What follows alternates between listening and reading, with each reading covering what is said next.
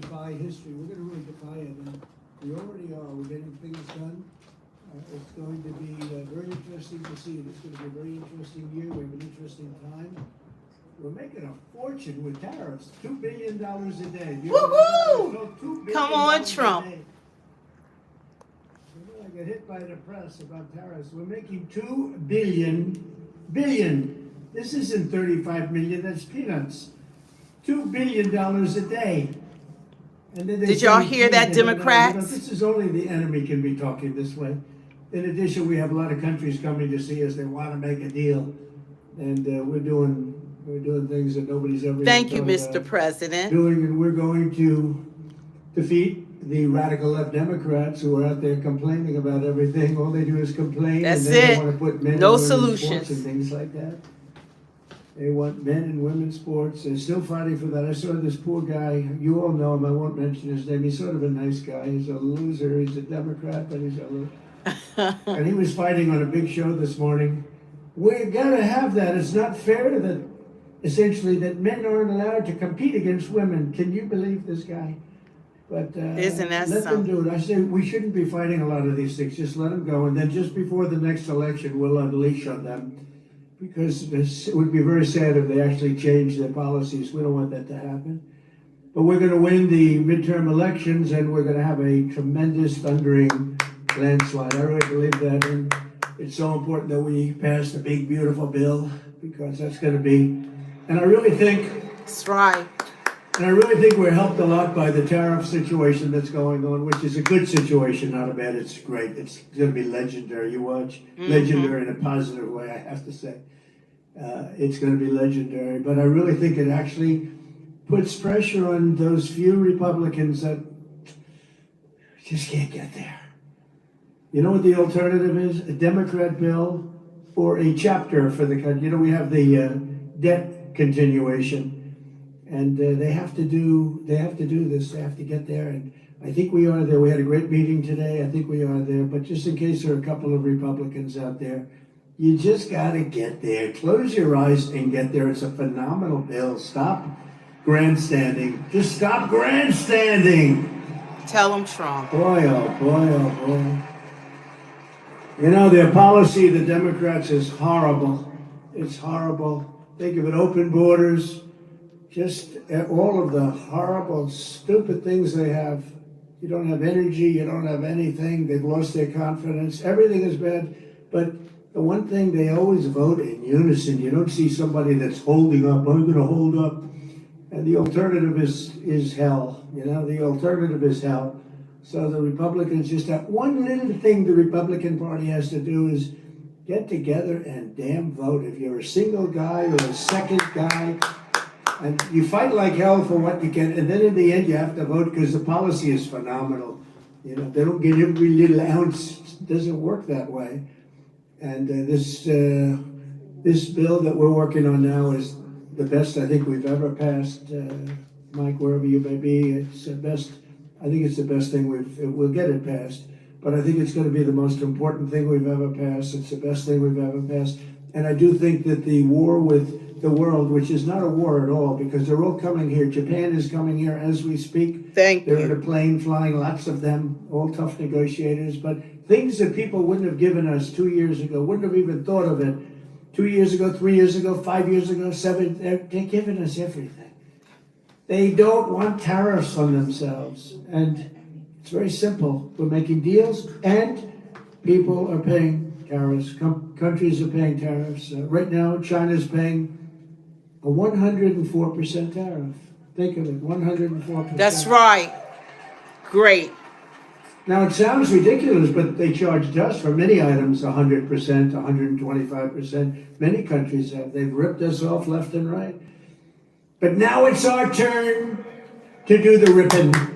That's okay. We're going to make our country even stronger than it ever was. And 2026 Republicans will fight for every state, every seat, and every single vote. We're going to fight like hell. I intend to personally campaign for candidates all across the country, and we just won't, you're right about that, we won't just keep our majorities, we want to expand our majorities by a lot. You know, there's this thing about midterm elections that you have a president and they never seem to win. I don't understand. They never seem to win the midterm elections. And I have no idea Chevy, why. thank you, man. You know, we're not going to let that be a self-fulfilling prophecy. I have no idea why. We're setting records right now. We're getting more things approved than any president has ever done in the first 100 days. It's not even close. That's right. I had somebody say the most successful first month in the history. Now they said the most successful 100 days in the history of our country. And I believe that's right. And we're going to continue that way, if not more so. And we're going to do tremendously in midterms. There's no reason we should do great in the midterms. There's this thing that for some reason, the president, whoever the president is, the midterms are tough. Well, why would they be tough? If we're doing great, they should be easy. And I'm telling you, we got to win a lot more. But as Mike said before, I happened to listen to him. He was on C-SPAN 1. That's a big upgrade, right? I was listening as I was putting on the tie. How does it look? He was on C-SPAN 1, and they were talking about that. And I thought to myself, because people love him and they love your leaders, they love, really the party is just doing well. A couple we could do without, to be honest with you, but the party is doing well, and there's no reason we shouldn't just get together and win these midterms and win them by a lot, because 7 that I heard Mike talking about before, 7 is not really enough. But we lived for 1 for a period of time. You know, the only thing good about 7, when you have 1, and now all of a sudden you have 7. It sounds like it's like a landslide. It's so good. It's like the most amazing thing. 7 sounds so good when I hear that. It sounds like we can't be beaten.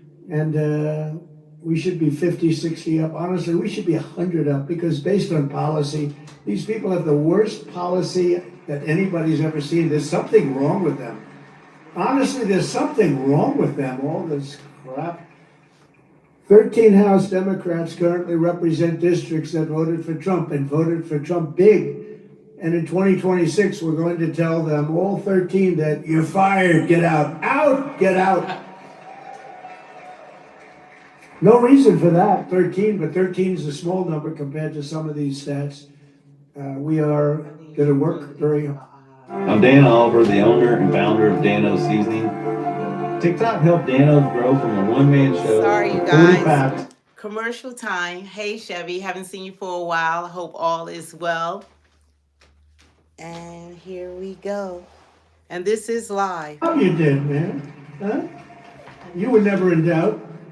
Where's our second person here? I know he's, oh, there he is. Boy, they gave him a lousy seat. He's behind. Good, great job. We're proud of you, man. Great job. Great job. Thank you.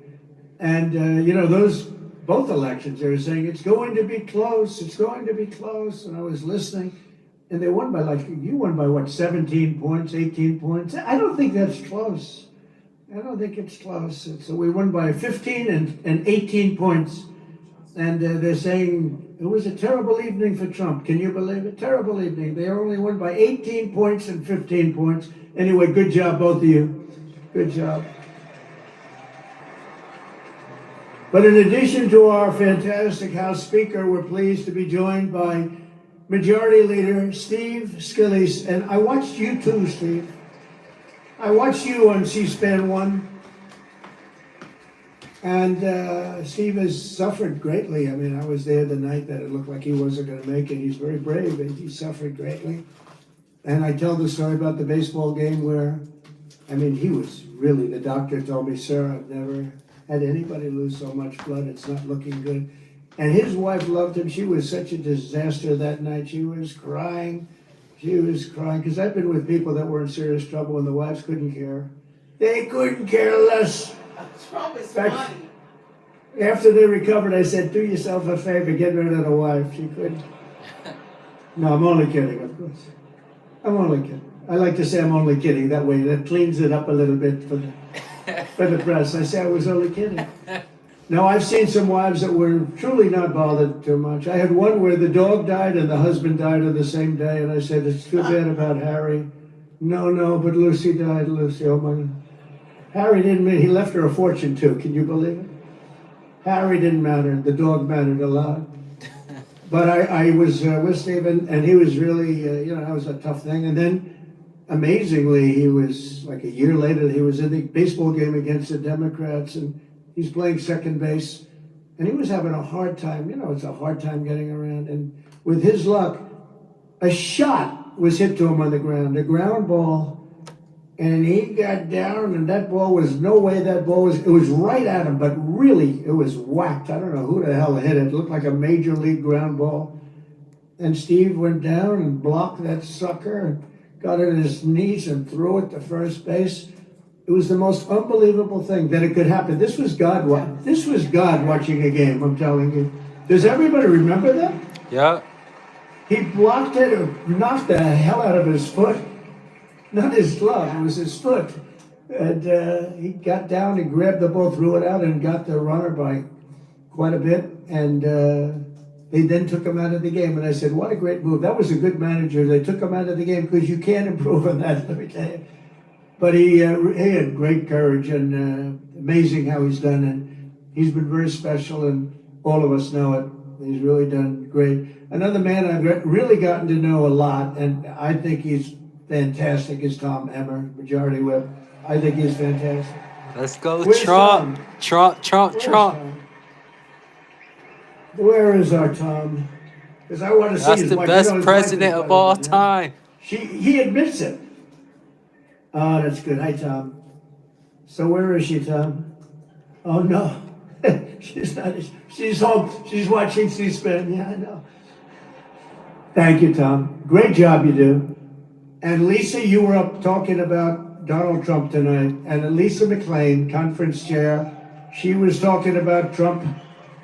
And I appreciate it, Lisa. Lisa, where are you, Lisa? This is like a roast. Thank you, darling. I saw your whole speech. I watched you and Steve and Mike. I watched the whole thing. Then they said, sir, we have to leave. You're going to be late. I said, I don't want to watch your speeches. And we have Richard Hudson, the NRCC chairman, who set the record tonight. Richard, great going. That's a great job. And Brian Jack, who was with me from day one of my political career, he was so fantastic. He was so fantastic. And he came to me, he said, do you think it would be okay? He wanted to run for Congress. He always wanted to run for Congress. It was the most important thing. But he was with me, knows so much about politics and boxing. He knows a lot about boxing too, but he loves politics. But he really just wanted to run. I think his ambition was to be a congressman. And the seat came due. A good member of Congress actually retired, and Brian in Georgia. And Brian said, what do you think, sir? I said, well, you got my endorsement. And he won by a lot, and he's never looked back. He's a fantastic guy and a great political leader, a great politician. Brian Jack. Where are you, Brian? Where are you, Brian? Hi, Brian. Great job. I'm proud of you, Brian. And more than 160 members of Congress, and I'd like to Yeah, let's go. Trump, you know. Happy he's doing this and hear from Trump and see what's on his mind.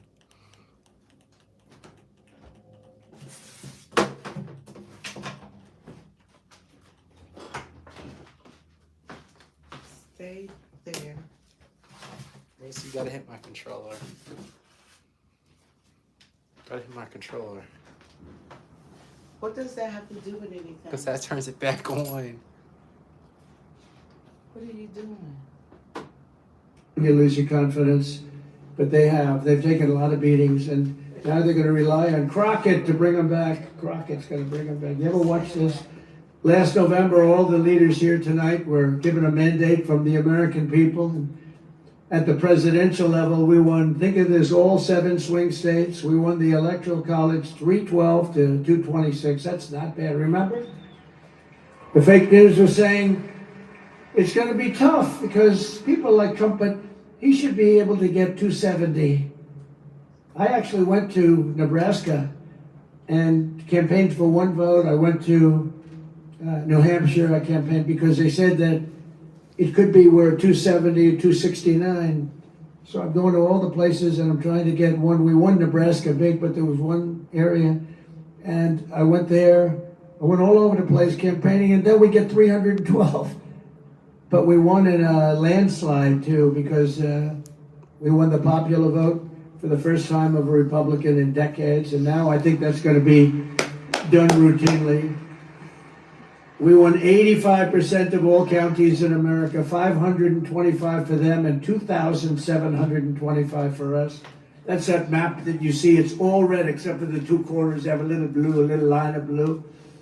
For the first time in history, all 50 states shifted toward the Republican Party. First time in history, it's never happened. It's a shift. It shifted Republican.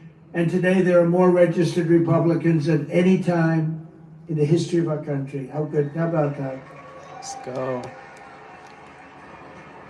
Meanwhile, approval ratings for the Democrat Party have plunged to the lowest level ever recorded. They're at 26%.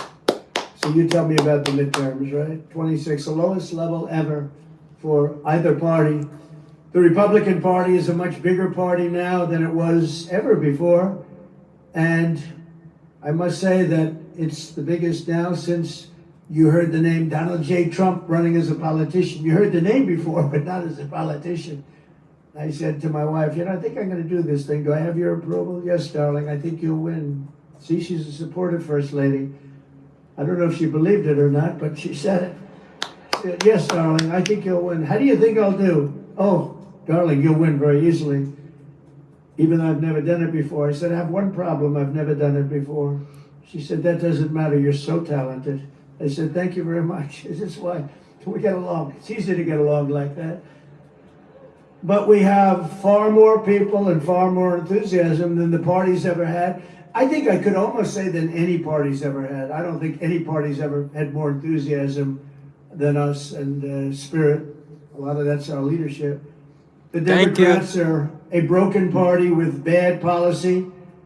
They've lost so much, and both as politicians and as people, they've lost. The stage is set for a monumental victory for the Republicans in the midterms. And many of you, I guess most of you, and so many great congressmen and women here, you got some senators here also, but many of you all of you are up. We've got to win. We've got to work really hard, and we got to win, because there's no way they should be winning based on policy, and it's ultimately about policy. We simply have to keep our promises to the people, and we have to very simply put America first. Put America first. And I said, I ran on common sense. I ran it sounds like a phrase that would have been used. I don't know. Nobody tells me it was used in politics before. Now everybody's using it. I see the Democrat, some Democrat guy who's a real sleazeball. He said, yeah, I ran on common sense. That's what I did. Common sense, yeah. And I said, the problem in politics, you come up with a little slogan and they copy it. But they copied no tax on tips. Remember I said no tax on tips? Nevada hadn't been won for many years by a Republican. And state of Nevada, and don't ever call it Nevada. You'll lose 25%. Go Nevada, it's true. It seems almost nicer the other way. Nevada sounds like Brooklyn. Nevada. Does that make sense? Nevada. I come from Nevada, but don't ever call it Nevada. Call it Nevada. But as you know, the corrupt globalist establishment that ruled our country for decades is now complaining that I'm doing exactly what I pledged to do in the campaign. All of these things, tariffs, the men and women's sports, everything. The borders, strong borders.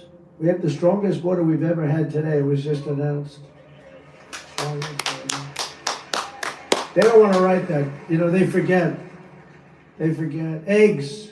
I came in eggs. Not a very glamorous thing to talk, but eggs. I was in for 1 week and they said, egg prices are soaring. I said, I've just been here. I didn't know this. I paid Please. $2.99. I didn't know it. The fake news. They're going, egg prices are soaring. Trump. Thank you for your support, Paul. Let me know about it. What's going on with eggs? Tell me. So they gave me a little bit of thing, and it's true. Under Biden, they soared like double, triple, quadruple. You couldn't even get them. They were not available. They said, don't use eggs for Easter. Use the plastic alternative plastic. We got, at Mar-a-Lago, we got plastic eggs all over the place. They said, don't use it for Easter. If you're doing an Easter egg hunt, do not use eggs. Well, we have a wonderful Secretary of Agriculture, as you know, Brooke Rollins. She's here someplace, I think. And she went after it. When she goes after something, we don't play games, right, Brooke? And egg prices are down now 87%, and you have all the eggs you want. $2.99. 87%. And they didn't write about it. They don't talk about it. I go up, I make speeches about eggs all the time. I never get a reporter writing about it because we were successful. If you're a Republican, when you're successful in something, you have to toot your own horn. Talk about it because you're the only one that's going to. It's a rough business, I will tell you. But the shrill voices that you're hearing this week about tariffs are the same scoundrels and frauds who never thought twice about when the United States lost 90,000 factories and plants. Think of that, 90,000. Wow. How do you do 90? If you had a map, a big 90,000. map the size of that wall, and you had a pin for each factory, you wouldn't have enough room. You think of it, 90,000 factories since Unbelievable. NAFTA, the worst trade deal in history, by the way.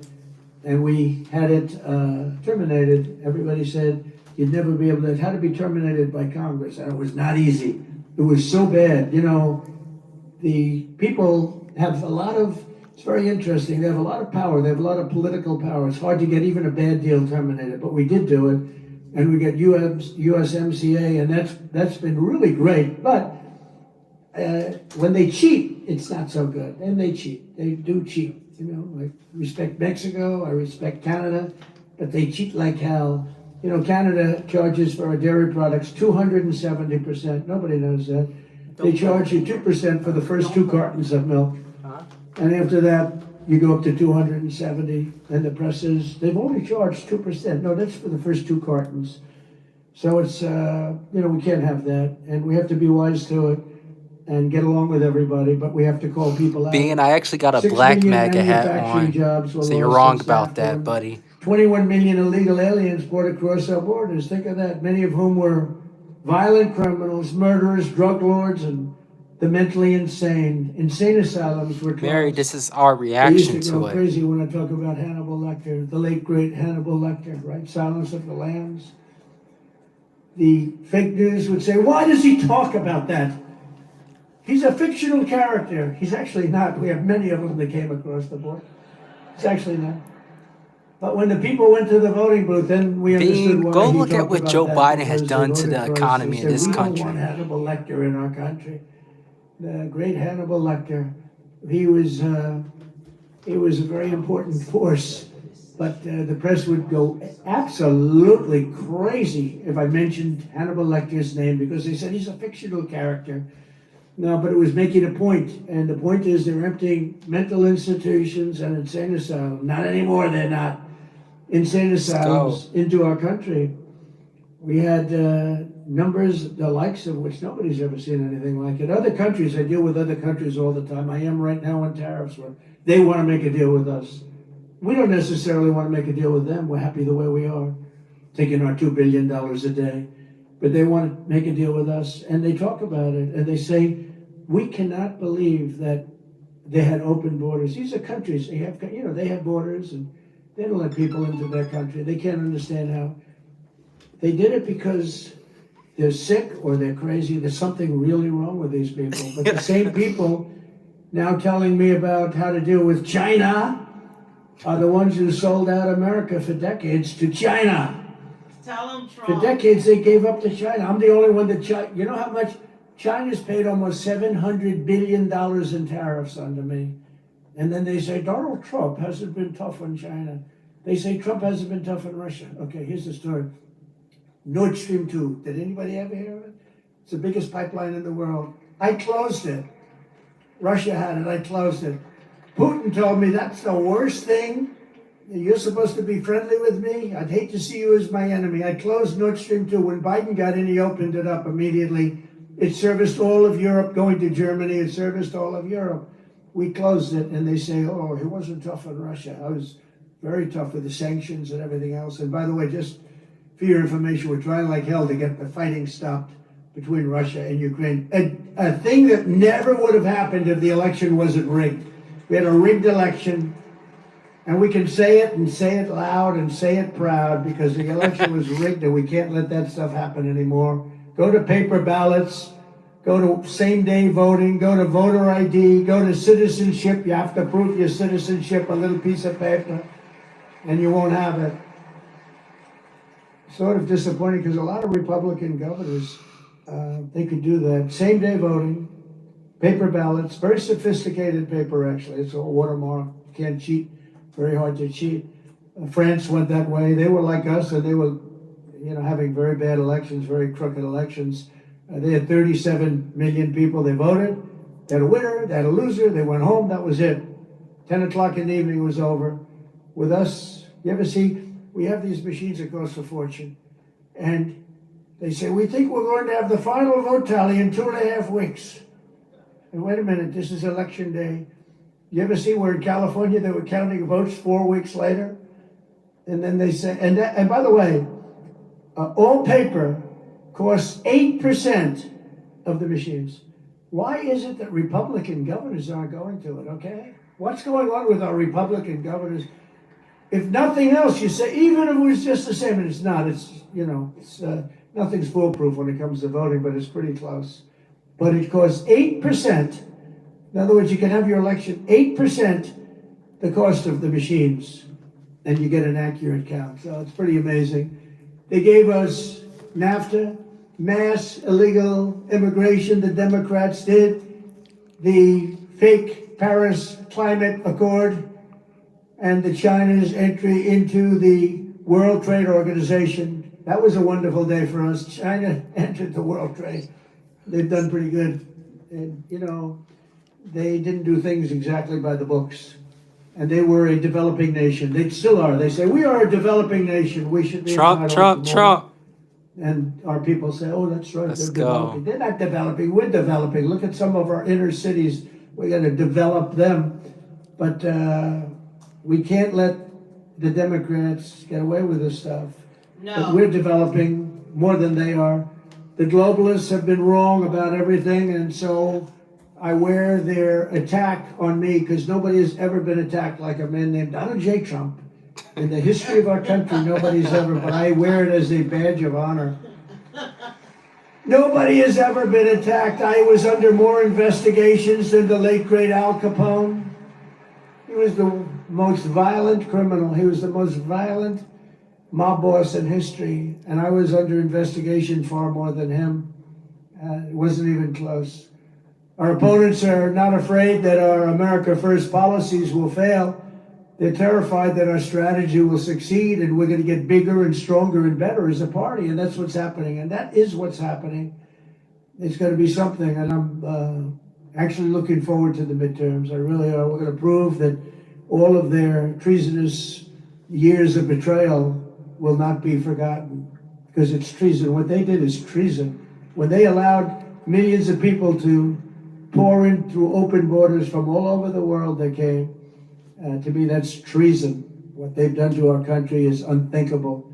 The money we have to spend to take people out, and then we have judges that say, no, let Tren de Aragua come back into our country. They want him to come back in. Killers, they cut off a man's fingers because did you, sir, make a phone call to the police in Colorado? Yes, I did. You've attacked us and you've taken over our building. They took over real estate all over Colorado. Yes, this is live. You did, right? Give me your hand. Put the hand down. Boom. Cuts off his fingers. And they want him back. And how about the mix-up with the MS-13, where it wasn't a Tren de Aragua, it was an MS-13 killer. That's something to talk And about. they said, oh, they got to mix up. Let's get them back into our country. No, we need people that are going to love our country. I'm proud to be the president for the workers, not the outsourcers. The president who stands up for Main Street, not Wall Street, who protects the middle class, not Black the maga. political class. Amen. and who defends America, not trade cheaters all over the globe. They're trade cheaters. They cheated on us. They cheated with tariffs on us. They stole our money. They stole our jobs. And now people are going around saying, oh, we're not treating them right now. We're treating them very good, actually. They're lucky we're treating them so good. And, you know, when I have tariffs and I say, well, we're going to charge what they did. We're going to charge what they did. And then I say, I'm going to charge much less than they did. Believe me, we're actually being nice about it. But we're doing very well, better than we've ever done before. My job is not to maximize the profits of outsourcers and these foreign corporations are horrible. It's horrible what they're doing, but we're catching them. We're catching them by the dozens. My job is I have to defend the American dream, and I have to defend the American citizens. That's my job. I have to defend that. The American dream is never mentioned. It was mentioned for 4 years, and now it's being mentioned again, but it was never mentioned when we had Sleepy Joe in office. I used to have the hardest thing I had to do with Joe Biden is the nickname. Do I call him Sleepy Joe or Crooked Joe? Could we take a vote, please? Who wants to call him Crooked Joe? Yeah. Who wants to call him Sleepy Joe? Yeah. That's my problem. It's like the same. They both work. They both work beautifully. Joe had one ability that I didn't have. You know, he said he was a good golfer. He's terrible. Somebody said the only time I got angry during our debate when he said he was a 6 handicap. He's not a 6. He's not a 36. Okay. But he had one ability that I don't have.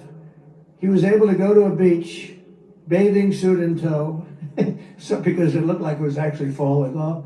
But he'd go, had a hard time walking through the sand because, you know, sand is heavy on your feet. Carrying one of those 6-ounce chairs that are made out of aluminum that if you weigh a little bit too much, it just cracks in the middle when you sit down. And he could sit down in a beach with photographers on the beach. You know, he's the president, so he had a minimum of photographers, but he still had photographers. And he could fall asleep. Who the hell could do that? Who could fall asleep? And he'd turn around and drool would be coming out. He didn't care. His wife didn't. It's an ability that I could never fall asleep under those circumstances. I'd be very conscious of my body and what we look like. I'd be sitting up like this. And I'd say, darling, it's time to go. Let's get out of here. Well, wouldn't most people? I mean, this guy could go to the beach and he was out in seconds. Guys are shooting him. He'd be in the papers the next day, eyes closed, mouth open. The president. The United States has been getting ripped off for 50 years, and we're simply not going to take it anymore, and that's what's happening right now. Not going to take it anymore. In 1950, the United States dominated global auto production, producing more than 75% of all of the cars on Earth. Think of that, 75% and even higher before that. Today we produce 11%, while China produces 3 times more than we do. Let me tell you something. With the tariffs that we're doing, as you know, we have tariffs on automobiles, aluminum, steel, separate from the other tariffs. Bean must The be baseline, we illegal. call it. Companies are pouring back into our country with plants. There's a run on sites. There's a run on old plants. Most of them are being ripped down for new plants. They've stopped building in Mexico, 4 or 5 plants, and they're all coming into the United States. I know what the hell I'm doing. I know what I'm doing. And you know what I'm doing too. That's why you vote for me. And the chip makers are coming in. They're all coming in. We've never had anything like this. We have investment, they think, of about $7 trillion. And that's been in a month and a half. Think of that. For the first, you got to give me a little time to get warmed up with that. So let's take the first couple of weeks off. For about a month and a half, we got almost $7 trillion spoken for. Trillion. We've never had that. I don't know if we've ever had it at any time, but if you go back and look at Biden and these other campaigns, any of them, they didn't have those numbers for the year. These are the biggest chip makers in the world, the biggest auto manufacturers in the world. $7 trillion of investment, and that means jobs. I look at it differently, not investment, I look at it as jobs. And they're coming in at levels that we've never seen before. And it is true that Mexico, they've stopped building plants, and those plants are now going to be built in the United States of America. So it's pretty exciting. All because of two things. They say, they want to be nice to me, they say, sir, because of November 5th, the election, and because of tariffs. I said, in that order? And the smart one said, yes, sir. First was that you got elected, and second was tariffs. And I'll accept that, you know. But I will tell you, because of tariffs. But I'm the only one that would have done the tariffs, because everybody was afraid. They were afraid of being criticized because the globalists will go after you. For 7 decades, American ships have patrolled the seas. American troops have kept the pace of peace. And American wealth has enriched the globe. But despite all we have given to them, you will not find an American car in Berlin, in Tokyo, in Seoul, in Shanghai, not a car. I used to say to Angela Merkel, Angela, how many Chevrolets do we have in Berlin? Why, none, Donald, none. That's right, Angela, you got it. How many Chevrolets do you think we have in Munich, Angela? None, Donald. I said, you sent us 7 million cars last year. So we're going to start buying American-made cars, or cars that are manufactured in America. And if you can do it, not part of what I was going to say, but one of the best things that I think I've come up with is interest deductions. If you buy a car that's made in America, you get an interest deduction on the money you borrow. And I love it. I hope you can do it, Mike. I hope you can do it, because I haven't bugged you about that. I've been talking about no tax on tips, no tax on Social Security, no tax on overtime. And I haven't really been as strong on this one, but it's only because it gets a little bit long, you know. But if you think of it, you buy a car, you borrow money, and you get a deduction on that money if the car is made in America. I think that will not cost you 10 cents. You'll make money with that one. I think you make money actually in a certain way with the other three also. I think they're very important, and they were part of our campaign. I was going to say before that in Nevada, that when I came up with the no tax on tips, I think that's why we won by a massive amount. And interestingly, they came up about a month and a half later. She was making one of her few speeches. She didn't speak too much, for a reason, good reason. She was making a speech, and in the middle she said, oh, and by the way, we will have, and everyone's falling asleep, we will have no tax. Tax. Let's go. Let's go. Trump about to put it back on now. What are you doing? What's this? No. Hi, everyone. Thank you for tuning in with us. What are you doing? That's the end of your career, but what the hell? She was beautiful, so she came up to me. And she said, hello, sir, it's so nice to have you at the hotel. I said, thank you. I had a group of people, some political people, actually. It's very interesting. And I said, how's everything going? She said, oh, it's so tough. They're after my tips. Who's after? The government. They're after my tips, constantly after my tips. They're after all of us for the tips. She said, sir, we should have no tax on tips. I said, say it again. What? We should have no tax. She said it. This was my consultant, waitress from my hotel. Most people go out and spend millions of dollars to come up with an idea. I said, she just said no tax on tips. That's the coolest thing I've ever heard. So I went outside. There were a lot of, we finished our wonderful meal, steak. Went outside, and there were a lot of cameras, as there always are, unfortunately. I say, ladies and gentlemen, we're gonna have a new policy all over the country, but specifically in Nevada. There will be no tax on tips, right? And the cameras went wild, click, click, click, click, click. And we won the state by a lot, so I saw you. I have to find that waitress and thank her. She was my consultant, except I didn't pay her $2 million like the other consultants that we all get screwed by. Even worse than the tariffs other countries impose are the non-monetary barriers. That's a non-monetary. These are not financial. These are other things, what they do so that you can't get your product in that country. And China, as you know, is one of the bigger offenders. And it's not all China. Look, I get along with President Xi. I have over the years, but you know, you just when COVID came, that was the end. That was it. That was called the bridge too far. But I've always had a good relationship with a very smart guy, loves his country. I love our country, so you know, we love our country. He loves his. I tell that to other leaders. You got to fight for your country.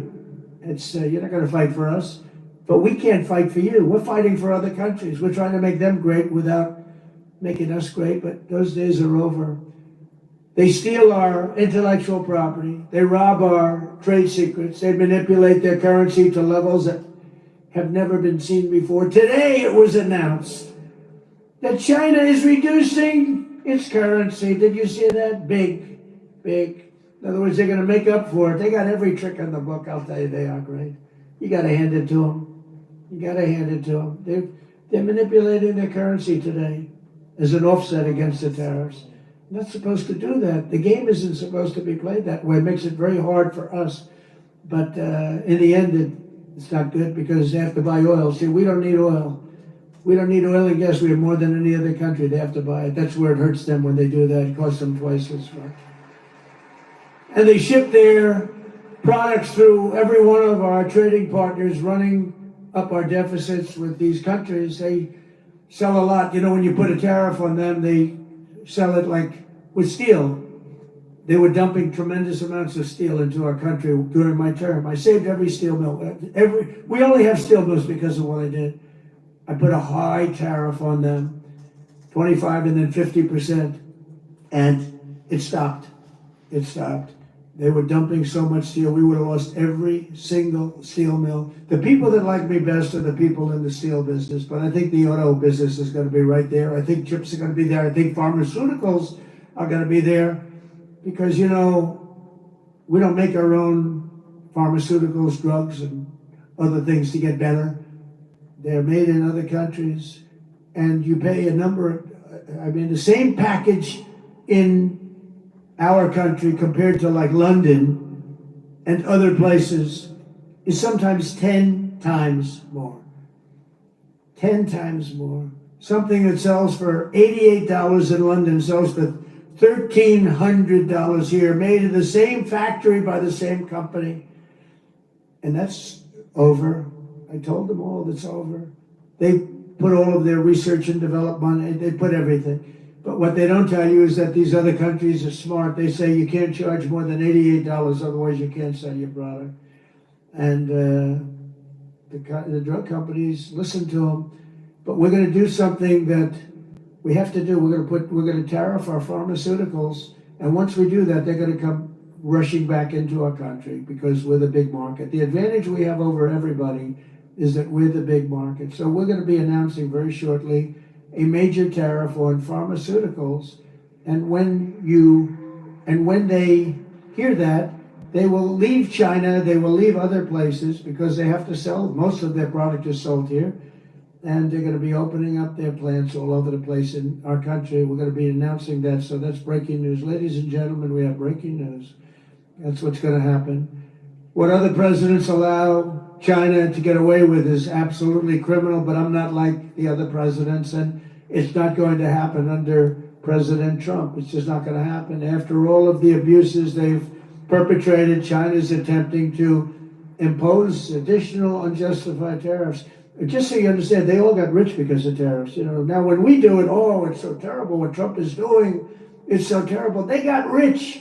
And not only China, many countries. I mean, you look at Vietnam, you look at so many, I could name 50 right now. Biden couldn't do that. He couldn't name any. Name one country. Name any country. What's the name of our country? He doesn't know.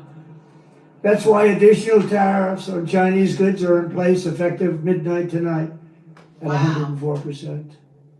Until they make a deal with us, that's what it's going to be. I think they'll make a deal at some point.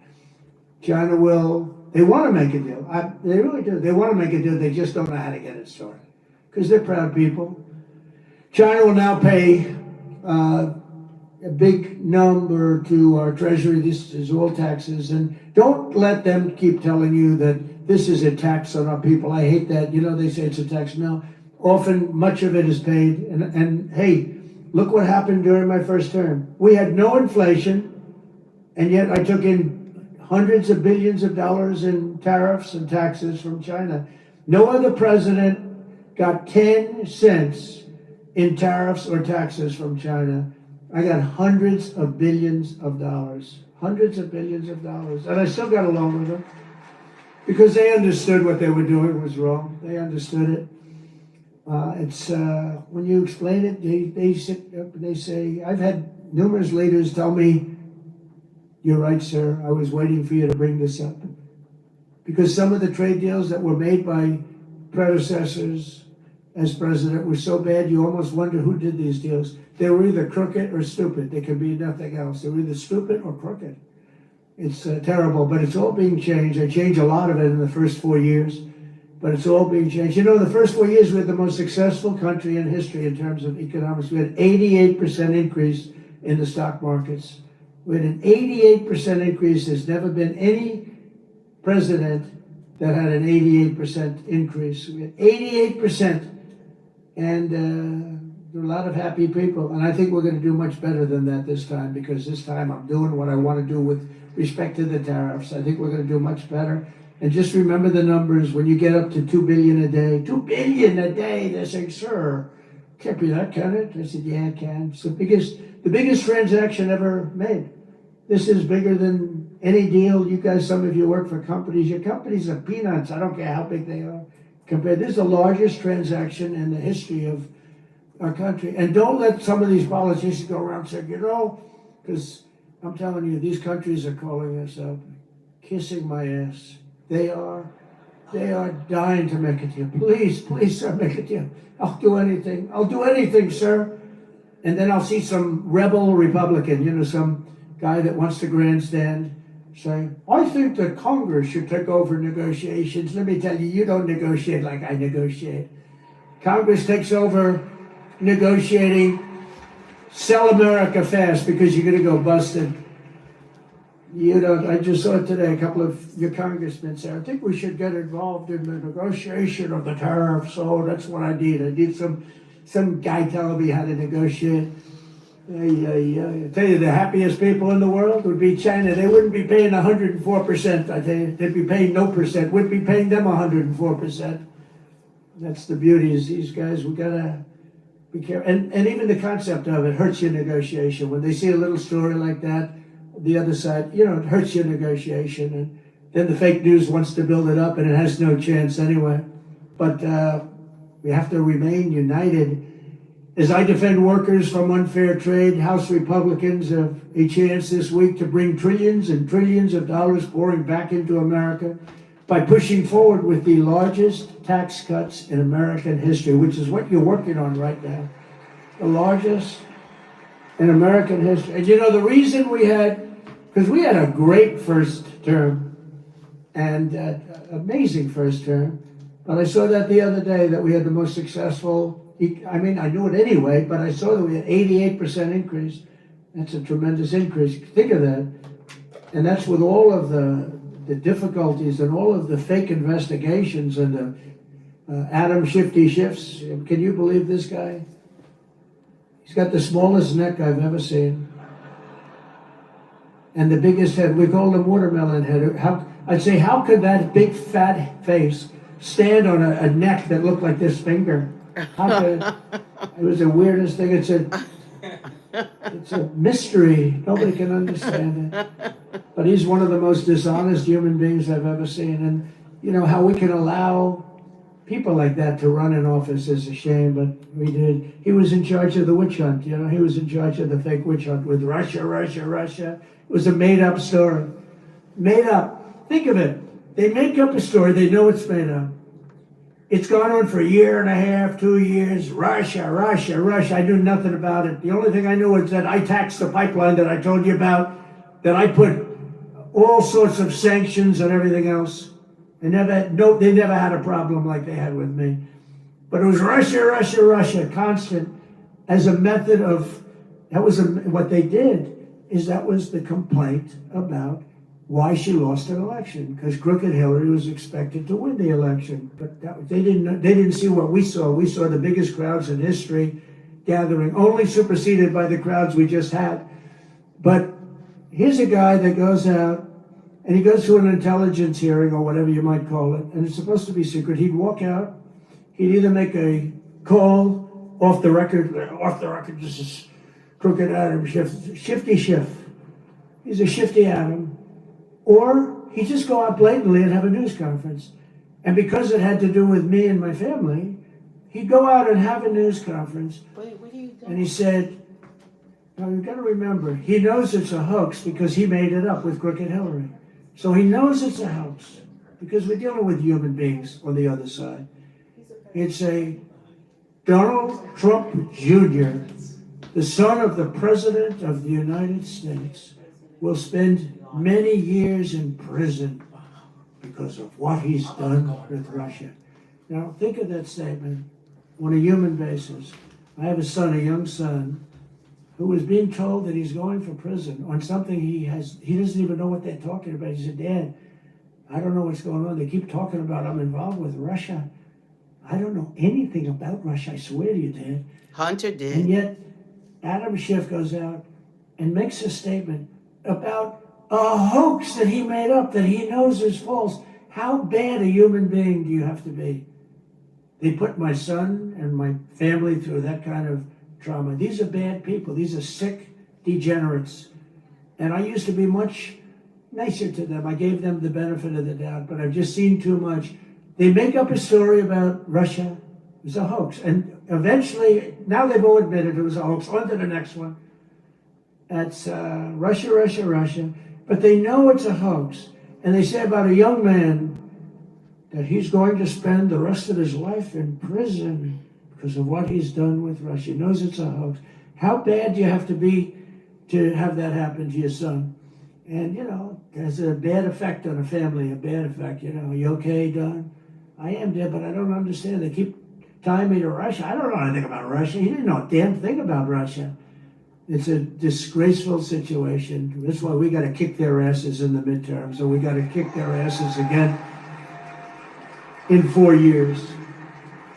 If we slash taxes on American workers and producers, our economy will soar, jobs will surge, manufacturing will boom, and our country will prosper like never, ever before. We got to get this big, beautiful deal done. We got to get it done. And get it done now. Don't wait 2 weeks. Don't wait 2 weeks. See, bad things happen. Crazy things happen in politics. Just get the damn thing done and stop showboating. A couple of people want to, sure, we got to get a little bit more. A little bit more, you know what you're going to get? You end up getting nothing. You end up getting a Democrat bill or worse. In the past 11 weeks, we've already created 350,000 jobs. It's Wow. unprecedented, including 10,000 manufacturing jobs that we haven't even started yet. Gas prices, you know. Not the When I came in, they said, 900,000 he fake campaigned jobs. on prices coming down said. and prices are going up. They're not going up, they're going down. Gas prices are way down. In fact, they had something $2.50 a gallon. I saw on television a little while ago in between watching my great friends on C-SPAN. I saw that the prices are down to $2.50, $2.60, $2.75. It was, when I came in office, it was $3.50, $3.75. But prices are coming down. Prices on groceries are coming down. Prices of eggs are down like 87%. 87, you know, they got me with that. I told you. Before I even got in office, they told me about, they're down close to 87%. And core inflation has dropped to the lowest levels in 4 years. And as I said, we had no inflation in 4 years, despite the fact that I took in hundreds of billions of dollars in tariffs, so we hadn't even started yet. Nearly $6 trillion of new investment, and that number is now revised up to about 7. Apple, great company, is spending $500 billion because of tariffs. 500 billion, not 500 million, that's a lot. 500 million, you know, when I first heard the number, I said, you mean 500 million? You can build a lot of plants. No, sir, 500 billion. 500 billion? TSMC, the biggest, most powerful chip maker in the world. This is without that stupid CHIP Act, where they say, here's billions of dollars to a company that doesn't need it. These chip companies are loaded. They give these companies billions of dollars to build a plant in the United States. They don't build them in the United States. They keep the money. It looks good. They give them billions. No. TSMC, I gave them no money. Great company. Most powerful in the world. Biggest chip company in the world. They're spending $200 billion in Arizona building one of the biggest plants in the world. And that's without money. All I did is say, if you don't build your plant here, you're going to pay a big tax. 25, maybe 50, maybe 75, maybe 100%. NVIDIA is investing hundreds of billions of dollars. Johnson & Johnson is investing $55 billion. Eli Lilly is investing $27 billion. The Mac is investing $20 billion. We have billions and billions being invested by Merck, Clarios, Stellantis, General Motors, What Honda, president Nissan, has talked like this? Hyundai. All are Any putting in president. billions and billions and billions of dollars. They're buying sites all over their building because they don't want to have to pay 25 and 50% tariffs. They're all doing it. And I think they also have confidence in the country. They have a president that they have confidence in. I know many of them. With the help of people in this room, we are one big, beautiful bill signing away from the greatest economy in the history of the world.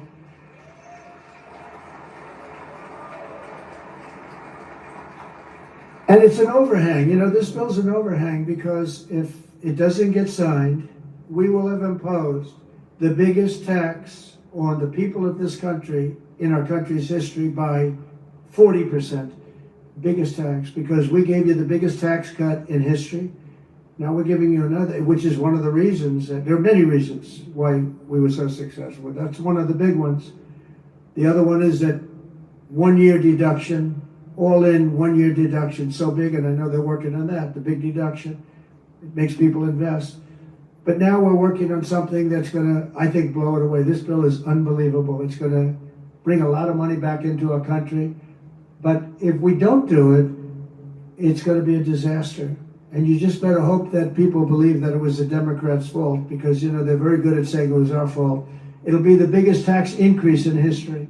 And all my life as I watched politicians, I wasn't a politician, but I watched them and I contributed to them a lot. Contributed a lot of money over the years, but I watched it. But all my life I hear politicians saying, we are going to give you a tax cut. I will cut your taxes. We will cut your taxes. Yes. They're the only party that says, we are going to increase your taxes. Vote for me. Who the hell ever heard this? Only these people. We're at a strange time. Yes. These lunatics go out and they tell everybody how you're going to have a big tax increase. So maybe they want the bill to fail so that we can have a tax increase. Maybe they'll take credit for it. But I've never heard that said. Oh, I've watched politics all my life. I've never seen politicians campaign on, we're going to increase your taxes, except these crazy Democrats.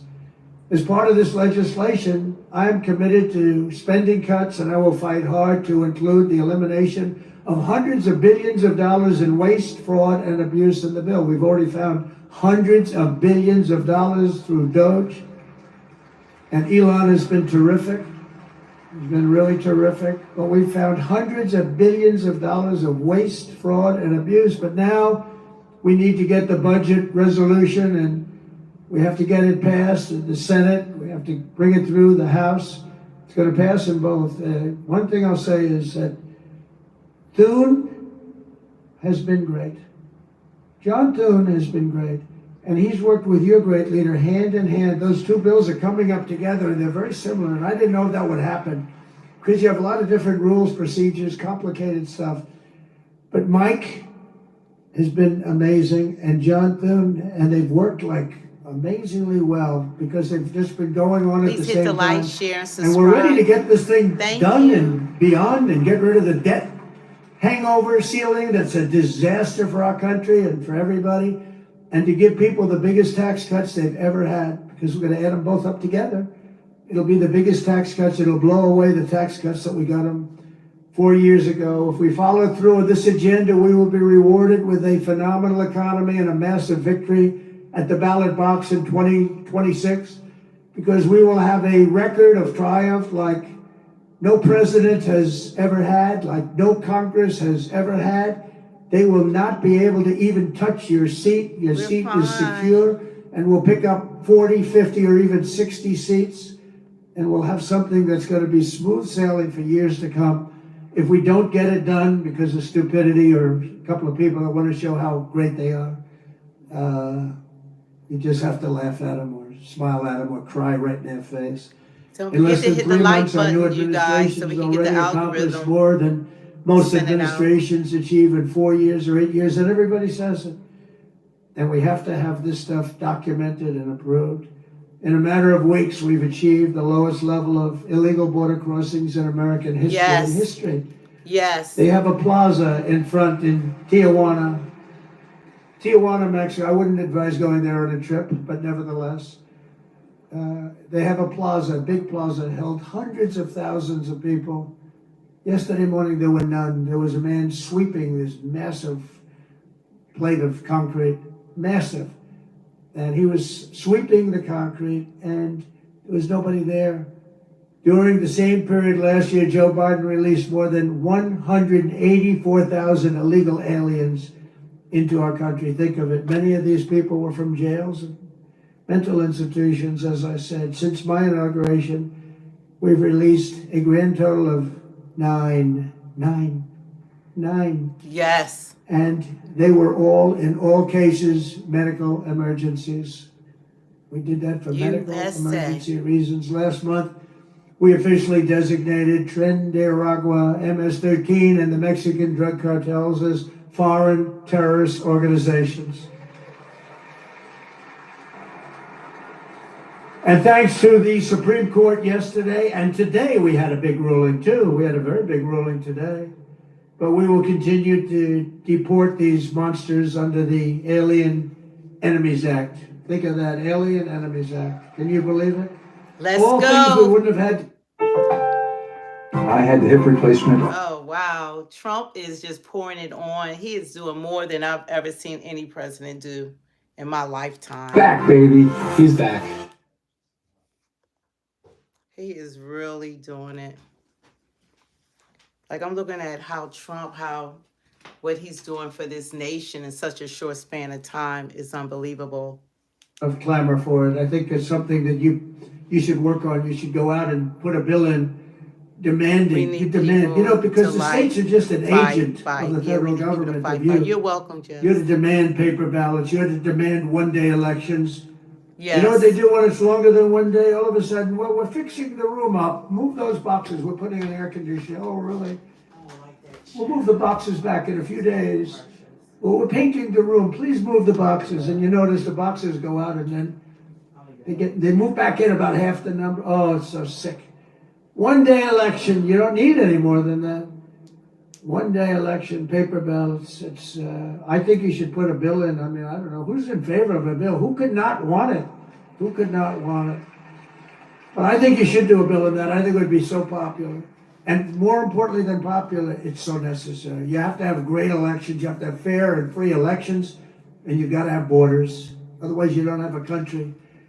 To quickly bring down the cost of energy and lower the price of everything, on day one, I declared a national energy emergency to drill, baby, drill. We're drilling. Oh, we're drilling. I withdrew from the unbelievably expensive for us, the Paris Climate Accord. So we were paying, it would have cost us $1 trillion, $1 trillion. China doesn't come into it till like 2035. Russia's based on a 1992 standard when the air was dirty. India was based on a very low standard. Except the United States, we had to pay immediately. We would have spent trillions of dollars on that scam. And it sounds so nice, the Paris Climate Accord. What a beautiful name. Isn't it beautiful? It was a ripoff of the United States. Well, don't forget, I'm negotiating with these people, but if you really look, the European Union, why was that set up? It was set up to screw the United States of America. They formed a group of countries, got together, and let's make life miserable for the United States of America on trade and other things, and they have done that. They've done that. They've treated us very badly. We don't sell cars into the European Union. They won't take our agriculture. They want their own, but we take their agriculture, we take their cars by the millions. I terminated the Green New scam, one of the great scams, one of the great hoaxes in the history of our country, only superseded by Russia hoax. I canceled Joe Biden's insane electric vehicle mandate where everybody had to have an electric vehicle in a very short period of time. Everybody was forced to have an electric vehicle. You know, they built some power stations in the Midwest. They look like gas pumps with electricity, right? They spent $8 billion, and 4 of the 9 of them don't work. 4 of 9, they built 9 or 8, but half of them don't work. They spent $8 billion bringing the cables, bringing the wires. What a great investment that was. Billions of dollars they spent. Now people can go out and buy a gasoline-powered car or hybrid. They can buy whatever they want. We don't want hydrogen because they have some big problems. They blow up and you never see who was driving the car. You're not recognizable. That's a big problem. They would tell me about, sir, I'm really liking hydrogen cars. I said, but isn't there a problem? Yes, they tend to blow up on occasion. I said, how bad is it? Well, we found body parts 250 yards away from the car. We think it was Mr. Jones, but we're going to go to see his dentist and see if we can. So if you have one of those incidents, let's forget it, right? It's a bomb. It's a bomb. I don't want him to work. I actually said, don't work on it. Between that and windmills, you can have windmills too, most expensive form of energy ever. Anybody have a windmill by your house? Congratulations, you'll never sell your house. And today I signed historic executive orders to unleash coal production to the highest levels ever.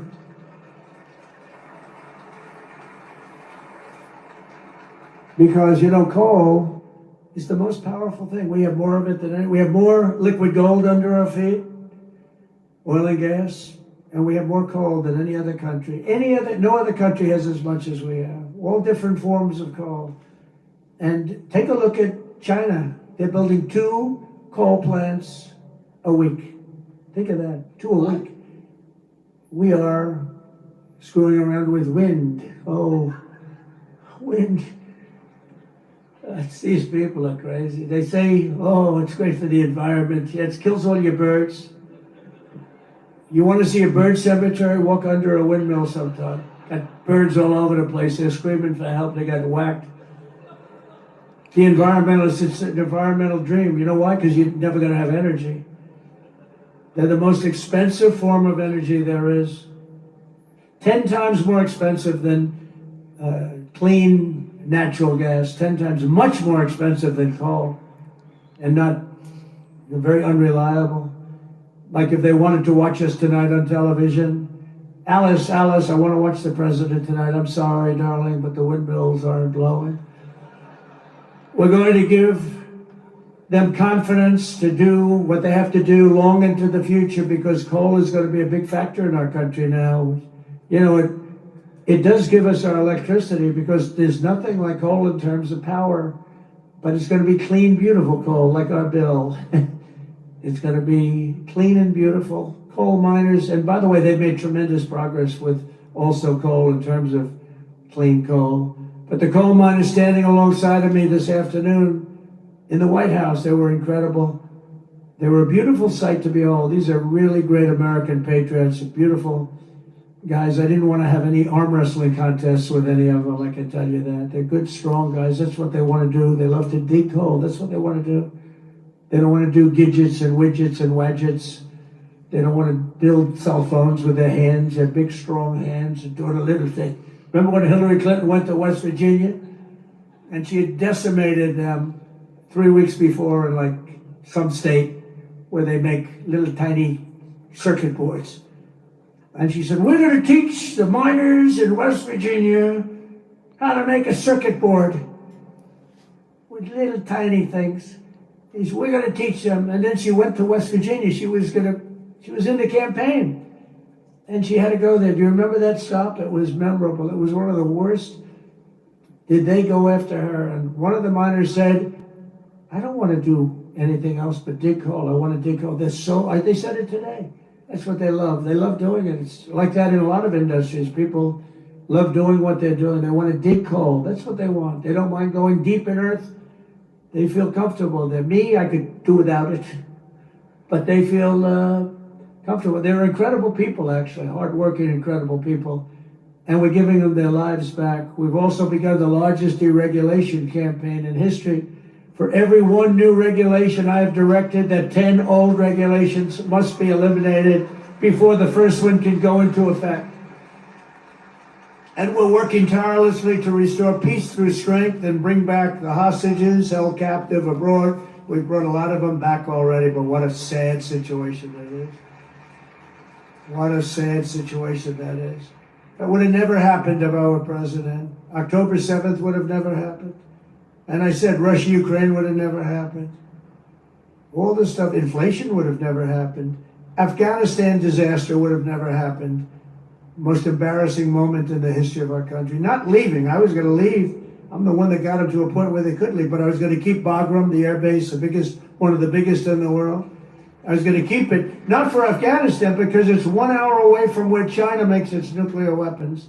Wouldn't it be nice to have it? You know who occupies it now? China. They are. Occupies it now. Can you believe how stupid this guy was? On top of that, they get blown up at the airport, leaving the wrong airport. They didn't leave from Bagram, they left from a local little airport which was crowded and like crazy with the people from the towns and cities. And the bomb went off and decimated hundreds of people, killed hundreds. We lost 13 soldiers, but we also had 42 or 48 horribly injured. Arms, legs, face, horribly injured. All because we had a stupid leader. Should have never happened. Sad. Should have never been involved in that. Sad. We're also joined tonight by a number of brave souls who were recently released from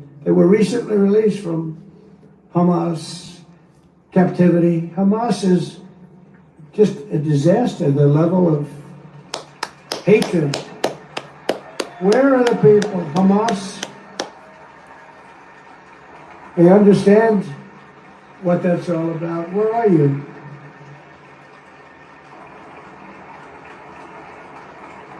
Let's go. That's great. How does it feel to be out? Let's How go. does that feel to be out, huh? That's what I'm talking about. You want to come up here for a second? Come on up here. Let's go. Come on up. Yeah, let them up, please. That's great. That's great. I'll tell you, these people, what they had to go through. I had 10 hostages in my office 2 weeks ago. What they had to go through is just horrible. Come on up. That's great.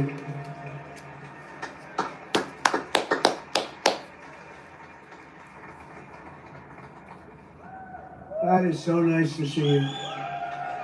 That is so nice.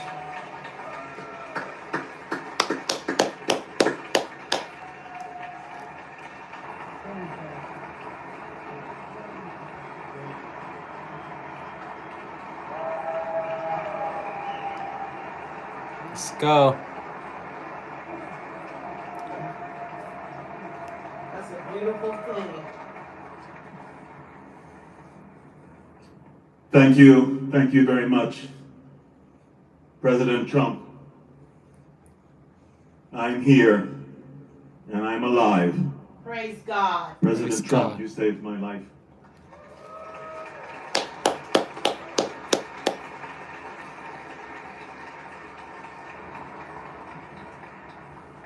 You saved the life of 33 hostages that because of your efforts and you're setting the hostage crisis at the high priority of what you are doing among all of the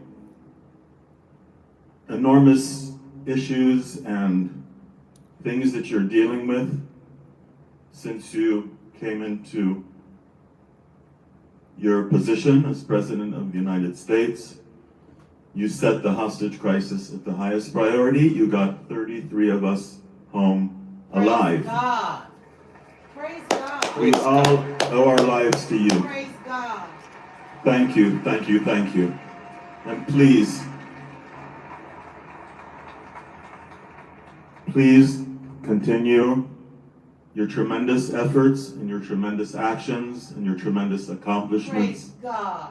Continue, and we will get, with your help, all of the remaining 59 hostages still in Gaza back home. Wow. Thank you. Praise God. Praise God.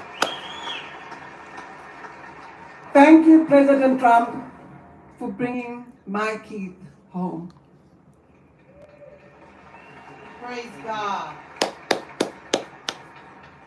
Keith's grandchildren are the happiest. Keith's children are the happiest. Keith's family is the happiest.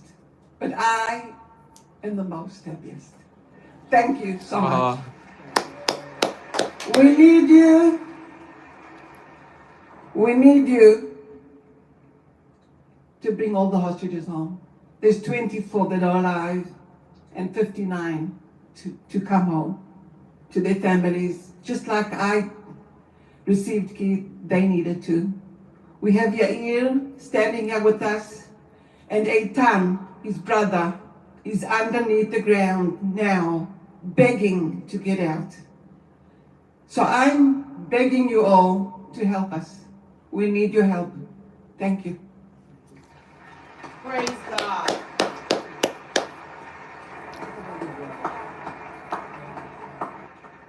So, my name is Yair. I've been in hell for 498 days. Imagine what he went through. I've been in hell with Hamas terrorists.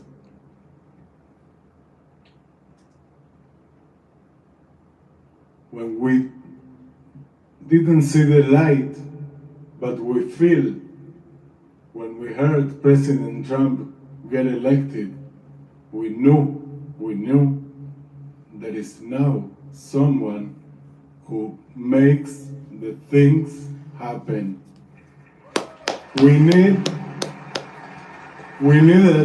I'm sorry about my English. I am half Argentinian, half Israeli. I'm sorry. No We problem. we need someone who do the things. That's President Trump. We are here because of President Trump. Thank you. Praise God. Thank you for your efforts. It's really surreal to be here. You know, I'm a simple man.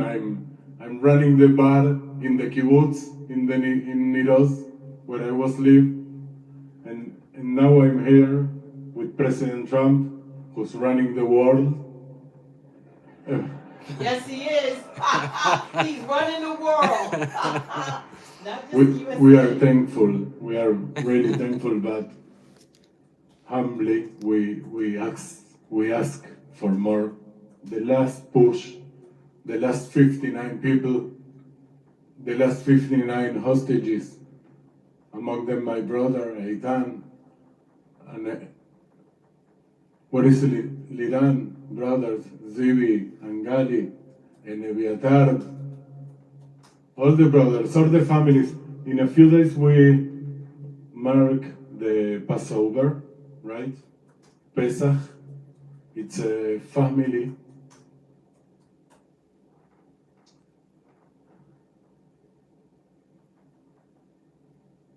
Family time.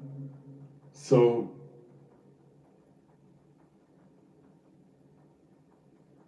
I expect that in the next Seder,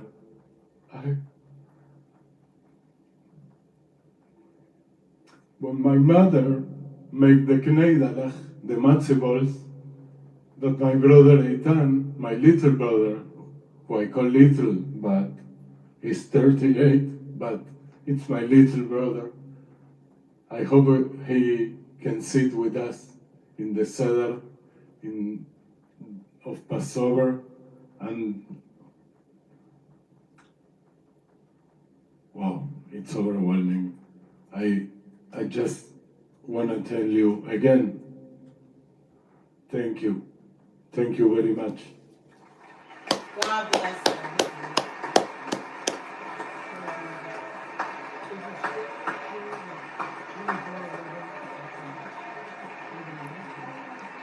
That's a real president. That's what a president looks like. I just want to say, I said, of the 59 people that you want to bring home, how are they and how are they doing? Do you have any idea? Because they left that whole scene not long ago, and they said, well, of the 59, 24 are living, the rest are dead. I just heard that. And I was told that before by somebody else. But 24 are living, the rest are dead. These are young people, largely young people. Young people don't die. Young people are killed, they don't die. But the conditions were so horrible. But think of that, so of the 59. And I've had Israeli parents tell me that my son is dead, but please bring him home. As though he were alive. She wanted him brought home more than, it just seemed almost more than if they wanted the mother and father. In 3 other cases, they wanted to have them brought home. I said, how is he doing? He's dead. It's only his body, but we want him home. Sad. So there's an amazing thing, but the 59 that you mentioned, you said that 24 were You must be alive, what the an rest are idiot sounds dead. like. This is a terrible thing that's going on with Hamas. Terrible. The hatred is so incredible. It's Biden didn't unbelievable. do And the way they were made anything. to live. Didn't is show any care. not Didn't even, bring anyone home. understandable, I think, by And anybody in this these audience. And you people have are great out people of in their this audience that minds, love you, literally. and they're going to fight for you. I had no idea And I how just want to crazy thank the you. Democrats Thank you. are. I had no idea. They did nothing but run us into the ground.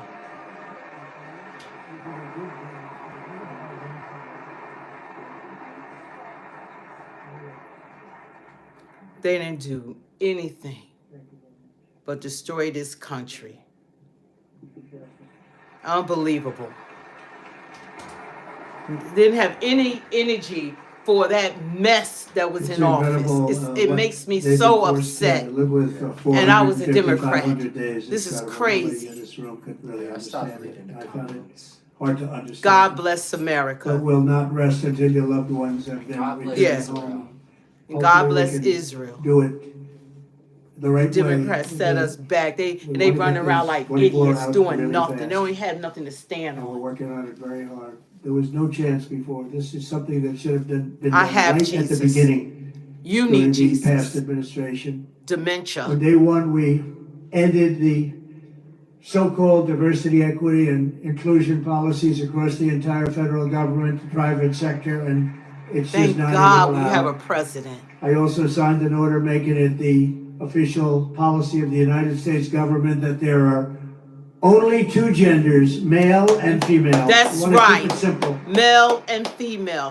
How about that? Who As you know, a disagrees with very that? important executive order, I Say you banned men disagree. from competing in women's sports. That was done, and I hope all of these executive orders can be codified, can be voted on by Congress. I can't It says imagine a any lot. How many Republican genders that's not are gonna there vote for in them. the chat? How But many they may genders? have, People are trying to get around Over that 100. men and women's And I think sports. every single one of them is just common sense. Yeah, good. he's a true leader of the It's American good people. politics, but the word politics doesn't matter Thank to me God so for much. It's President good for Trump. our country.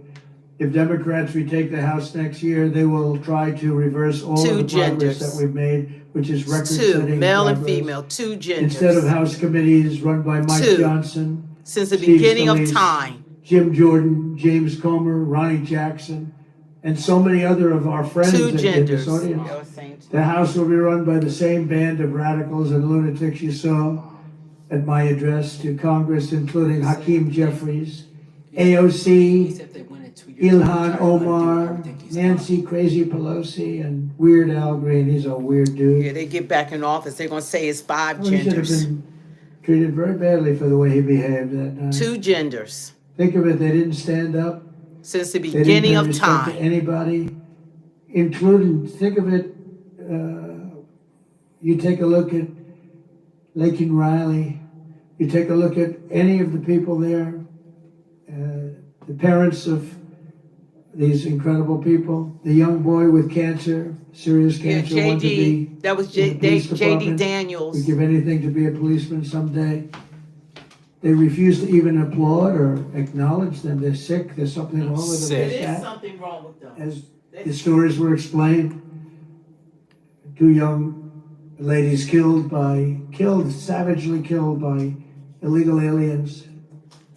They came into our country and they killed these 2 young ladies, and the Democrats sat there. They didn't smile, they didn't clap, they didn't do anything. I think you frankly win the midterms. Just all you have to do is show a picture of these grieving parents, uncontrollably grieving, and they didn't get one clap out of the whole group of them. They won't say their They names. just sat there like stoic and Say their disgraceful. names. They won't And you say. show that in your commercials that you're going to be. Sick. These Democrats are sick. It's unbelievable. I got it. Got it. Wrong with them. That's why every day from now until November 2026, we're going to fight to elect and expand the Republican majority of the House and save our country from these radical left lunatics. We will not be deterred. We will not stop. We will not yield, and we will never, ever back down. We're not going to back down. They would lose respect if you back down. They're the ones that back down. They're the ones that have lost their confidence. They're no good anymore. I saw politicians that were good politicians 4 years ago. They're not good politicians anymore. They've lost their confidence. They've totally lost their confidence. But they can get their confidence back, so you can't rely on that too much, I guess. Together we're liberating our country, reclaiming our wealth, unleashing our energy, protecting our children, rebuilding our military, repelling the invaders, deporting the criminals, destroying the gangs, and unlocking what history will know as the golden age of America. This is going to be the golden age of America.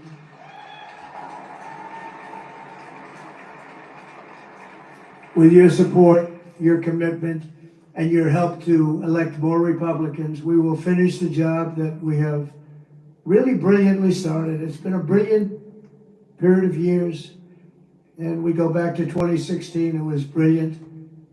Then they stole it from us by illegally rigging the election, and we did great in that election, but we had to write it off, and we all went through hell. I went through hell in particular. Indictments, what we had to go through is hard to believe. Impeachments, 2 impeachments over nothing, over a phone call that was perfect. They knew it was perfect. And they found out after they realized that the calls were essentially taped by the government because you were talking to a foreign leader. And when that was played back, they didn't know what the hell to do, but they went forward with it anyway because they're sick people. The American dream will come roaring back in our country. Together, we're going to make America greater than it's ever been before. And I just want to thank you and congratulations on your record evening. And I'm with you all the way, and I'm going to be campaigning with you, and we're going to win like we've never won before. And thank you to your leadership and Mike. Great job. You're doing a fantastic job. Thank you all very much. God bless America. God is so good, and we are so thankful to have a president that's actually a president. Nobody can convince me that Joe Biden was actually the president of the United States for 4 years. I don't know what these people want to go back to. Like, you have this disdain for Trump, but what do you want to go back to? You want more of what Joe Biden was doing? We wouldn't exist. Trump. Yeah, we wouldn't exist if they were still in leadership. They had destroyed this. I said they have destroyed this country. Do you want to flip it? Yeah, you can. I was trying to find something else to go to. We just jumped on here. We just do this last minute. But I thank God that we have a president. We have not had a president in office for over 4 years. And we certainly haven't had a president that has put America first. Like, ever since, I think, even with Obama, like when he came into office, I was so happy. I campaigned for him. I was like ecstatic about President Obama, you know, and I was just so taken back that that he didn't do the job that I thought he was going to do, especially in the black community. This guy was the person that was the father of the LGBTQ. Yeah, we even saw Obama in person. You know, we have videos and everything, shaking his hand, meeting Obama, talking to Obama, just like I have many occasions with President Biden. I had selfies, I have all kinds of pictures, and just with different congressmen, different leaders, and everything, especially when I was with the DNC. Look what Amber said. She said, What? She said, I was so happy for President Obama. I live in Chicago. I voted for him, and I watched Chicago turn into Chirac. We were so happy. We were like, oh, the first black president. Oh, we're going to finally have someone that's going to do something for our community that hasn't been done before, because, you know, black Americans have suffered, you know, since we've been in this country. But it's not the same. We're not the same as, like, say, in the 60s, you know, so it's a lot. The black people are successful now. You know, we have businesses, we're entrepreneurs. I think we're the second highest paid people in the world. You know, we have so many multi-millionaires, billionaires, doctors, lawyers, entrepreneurs, business owners. So it's not the same, but we still expected to have a president that could hear us. He didn't. I think Trump has heard us louder than President Obama ever has. President Obama had the opportunity to do the First Step Act to undo what at that time Vice President, and he might not even been a vice president then. He was just in the Senate when Biden was the author of the 1994 crime bill, which caused mass incarceration of black people. So he should have never became president. And here, even the last election, 93% of black people voted for someone that we knew that was unfit. We knew she was unfit and voted for her anyway. She said she wasn't going to do anything for black people. So it's just amazing, everything that has been going on.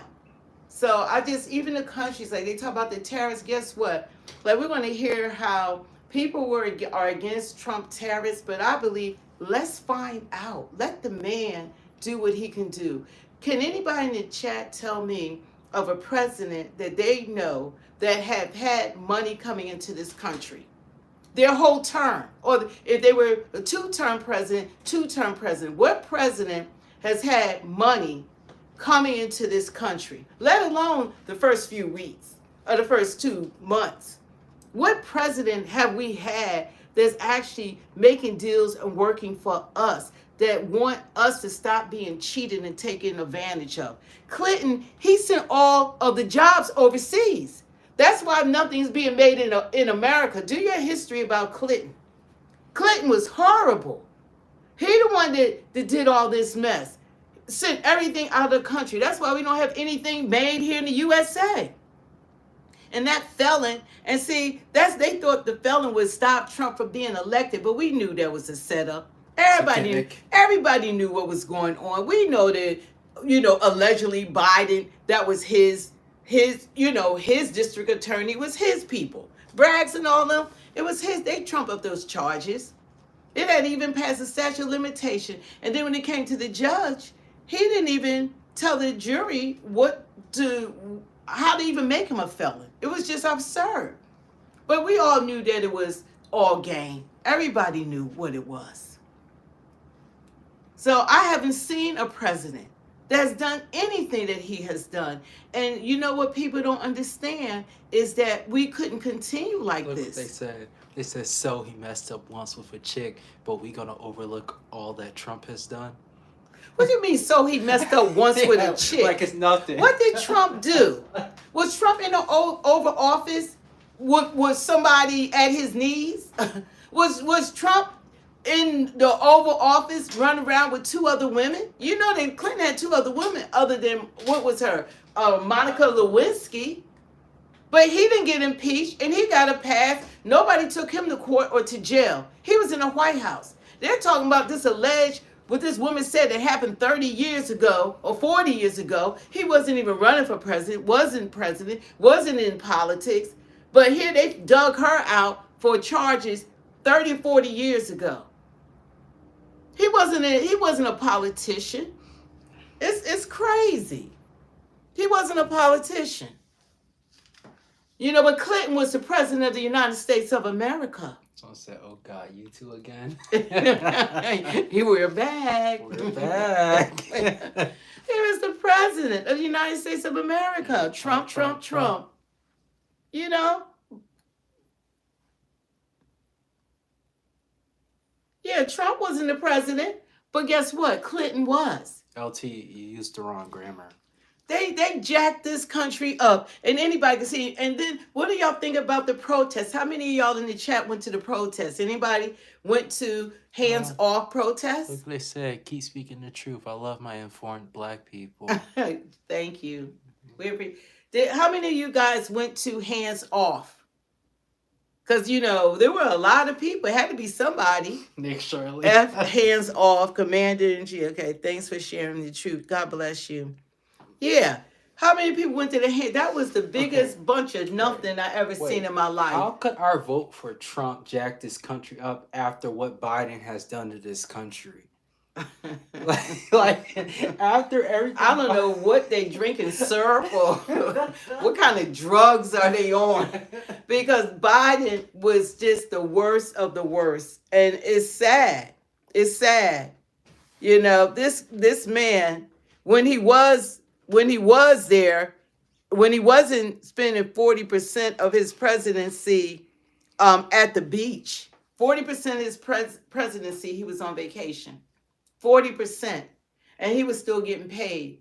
And then he had an auto pit. And now guess what? All the stuff coming out of how incompetent he was, how they knew it. He wasn't even being president when he was 60% there.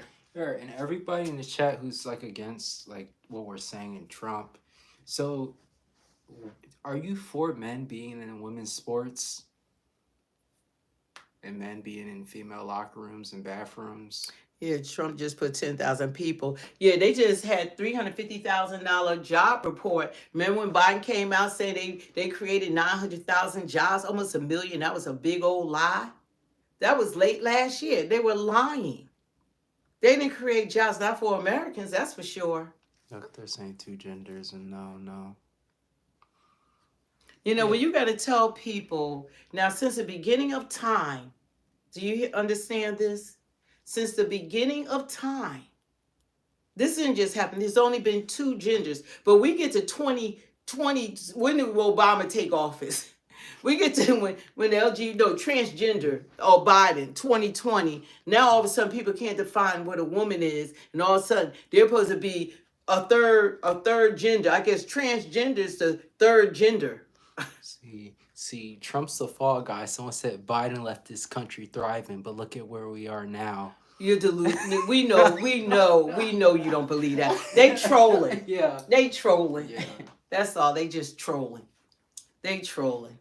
Because they wouldn't even talk about that inflation they caused, the economy skyrocketing, people couldn't buy houses, egg prices to the roof, gas through the roof. Two wars going on, giving hundreds and billions of dollars to Ukraine, Gaza, and we were the ATM of the world. Leah wrote in all caps, you see, they can't say what good Trump has done. Well, they know it. They know it. They know he's done more for this country in his first 60 days than the last few presidents that we've had. All they have done, instead of doing something about this debt that was created, and look at how China and all these countries charge us. We have over 170 countries charging us tariffs. But as soon as we have our president saying, why are these countries, they want to take our goods. They're charging us all these astronomical prices for 100%. And y'all want to keep paying it? Leah, well, I'll say this, I could just end it here. It's getting men out of female sports and men out of female locker rooms and bathrooms. And you're a girl, right? Your name's Leah. Hopefully you're a girl with that name. You should be for that, not against it. But it's people that, when you have women supporting a man that wants to say he's a woman, then something is wrong with the mentality of the people. You know, for people to go along with it, for people to want us to accept what they won't accept what they are, but they want us to accept what they are not. Yeah, and Duke Man said You they- know, it's Duke- crazy. Duke Man said they tried to get him twice. That's enough for me to support him. Yeah, that was enough. That's when I said when they were doing all that I shift gears. I said they're doing all this. Why can't y'all just go toe to toe and beat him fair and square? They couldn't. They did all of this, and guess who's elected? Guess See, who? that's all Hey, Democrats. Cindy. Hey. Democrats can do is insult. But it doesn't matter. I know it doesn't. Nobody cares. Like, it doesn't matter. Oh, thank you. you. Read that. He said, let me like it first. He said, as a veteran, I can confidently say the biggest threat to American democracy and way of life, the American Democratic Party. That's right. Yeah. And you know, guess what are the Democrats doing now? Tell me, what are the leaders of the party? Now, they had this big hands off. We streamed it. They had the big hands off. But what was their solutions? What were their resolutions? What were they standing for? And you know, they had paid people out But there. that's the thing about the Democratic Party nowadays. They don't have a main person, They- main candidate. But they don't have any issues they're not Yeah. solving. When you are a leader, people, they are supposed to solve problems. They're jumping up and down, and they still act like Trump is running for president. Everything they say has to do with Trump. But what are they doing about the economy? Why? What are they doing about the 2 wars? Why are you telling us to repent? If you're for the Democrat Party, you need to repent. Why would you even entertain that? I know, but he's talking. You know what? One thing about it, I repented for voting for the Democrats because that right there does not represent God. It's nothing about that party that represents God. That is not the same party of yesteryear. That party sucks. It has changed. They are not for you. They do more for illegal immigrants than they have done for American citizens. They do more for Gaza, Ukraine, anyone else. When our people, our citizens needed help, when they had those hurricanes, Helene, when they had those hurricanes, there was no FEMA because they gave the money to the immigrants. When our people had those wildfires in California, the Palisades, guess what? There was no money for them. But we got people living, not our vets, not our people that serve this nation, but we got people that have never done anything for this country, living the American dream, while Americans are hollering and complaining about the prices of eggs and gas and mortgages and inflation and the wars. They couldn't hear that. No, I disagree with you again, brother Clem. Oh yeah, $750. God showed us mercy by allowing Trump to win, because if Kamala won, this country it was doomed. It was done. Yeah, it was doomed. There was no coming back from this. There was no coming back. Take it. There was no coming back. That was God's grace. And you know that was God. That wasn't a miracle that he didn't get shot. That was God's grace. Yeah. That's what that was. And Trump had to realize that it was God's grace. Because those people one thing about it, God should not be mocked. When that woman started mocking God and thought that she could play with God and all that, that was a done deal. But they most definitely are not for the American people. And their leaders, only thing they can do is still holler, fire, fire, pants on fire, while they do nothing. Trump is busy getting things done. He's trying to bring us back. There is no way we could continue being the ATM for the world, and we couldn't continue making money. We need money coming back to the United States of America. Understand that. There's no way. What type of, you can't keep giving money. What job? What if you went to your job and you keep working, but they're not paying you? Wow. That's what happened to us. You're not going to keep going to the job and not getting a paycheck. Hard Hat said something funny. They said they were replying to someone. They said, "How are you going to say that we're in a cult when you can't even say what a woman is?" That's right. I mean, and then the anger and the frustration that they have. It's like the media has really done a disservice to the American people. They have sown so much hate in for Trump or anyone that want this country to be better while they offer nothing. The Democrats offer nothing. No solutions. Only thing they offer was more of the same misery. Thank you. All they did was deflect. They care more about illegal immigrants than about American citizens. They care more about men who decided that they no longer just want to be called gay, that they want to be called, they want us to look at them as women when they are men. So they want us to go along with the delusion. And the worst part about it, there's people, women and men, that go along. This man is standing up there 6'5" with a whole penis. Kids will tell you what they are. But you got grown people that look at a man, and because he's saying, oh, I'm gay, because it's just a gay man that want to have sex with a straight man. That's all that is. And he want that straight man to look at him as a woman. That's all that's going on. Oh, Brendan, you'll just get the answer one day. That's all that's going on. And then they have the audacity that want to change the definition of what a woman is. And guess what? They take priority over a man saying he's a woman than an actual woman. They have priority. John, you must have transitioned. You must have changed your gender if you don't have a problem with this as well. Or maybe you're just not a Christian. Or don't believe in biology. It's one of the three. You know, it's like they want to redefine what has been the beginning of time. There's been two genders from the beginning of time.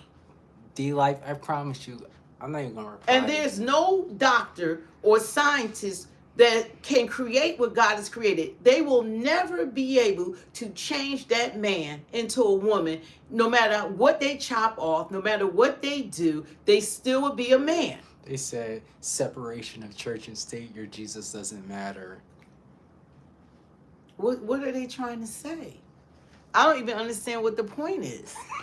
There's no such thing as separation of church and state.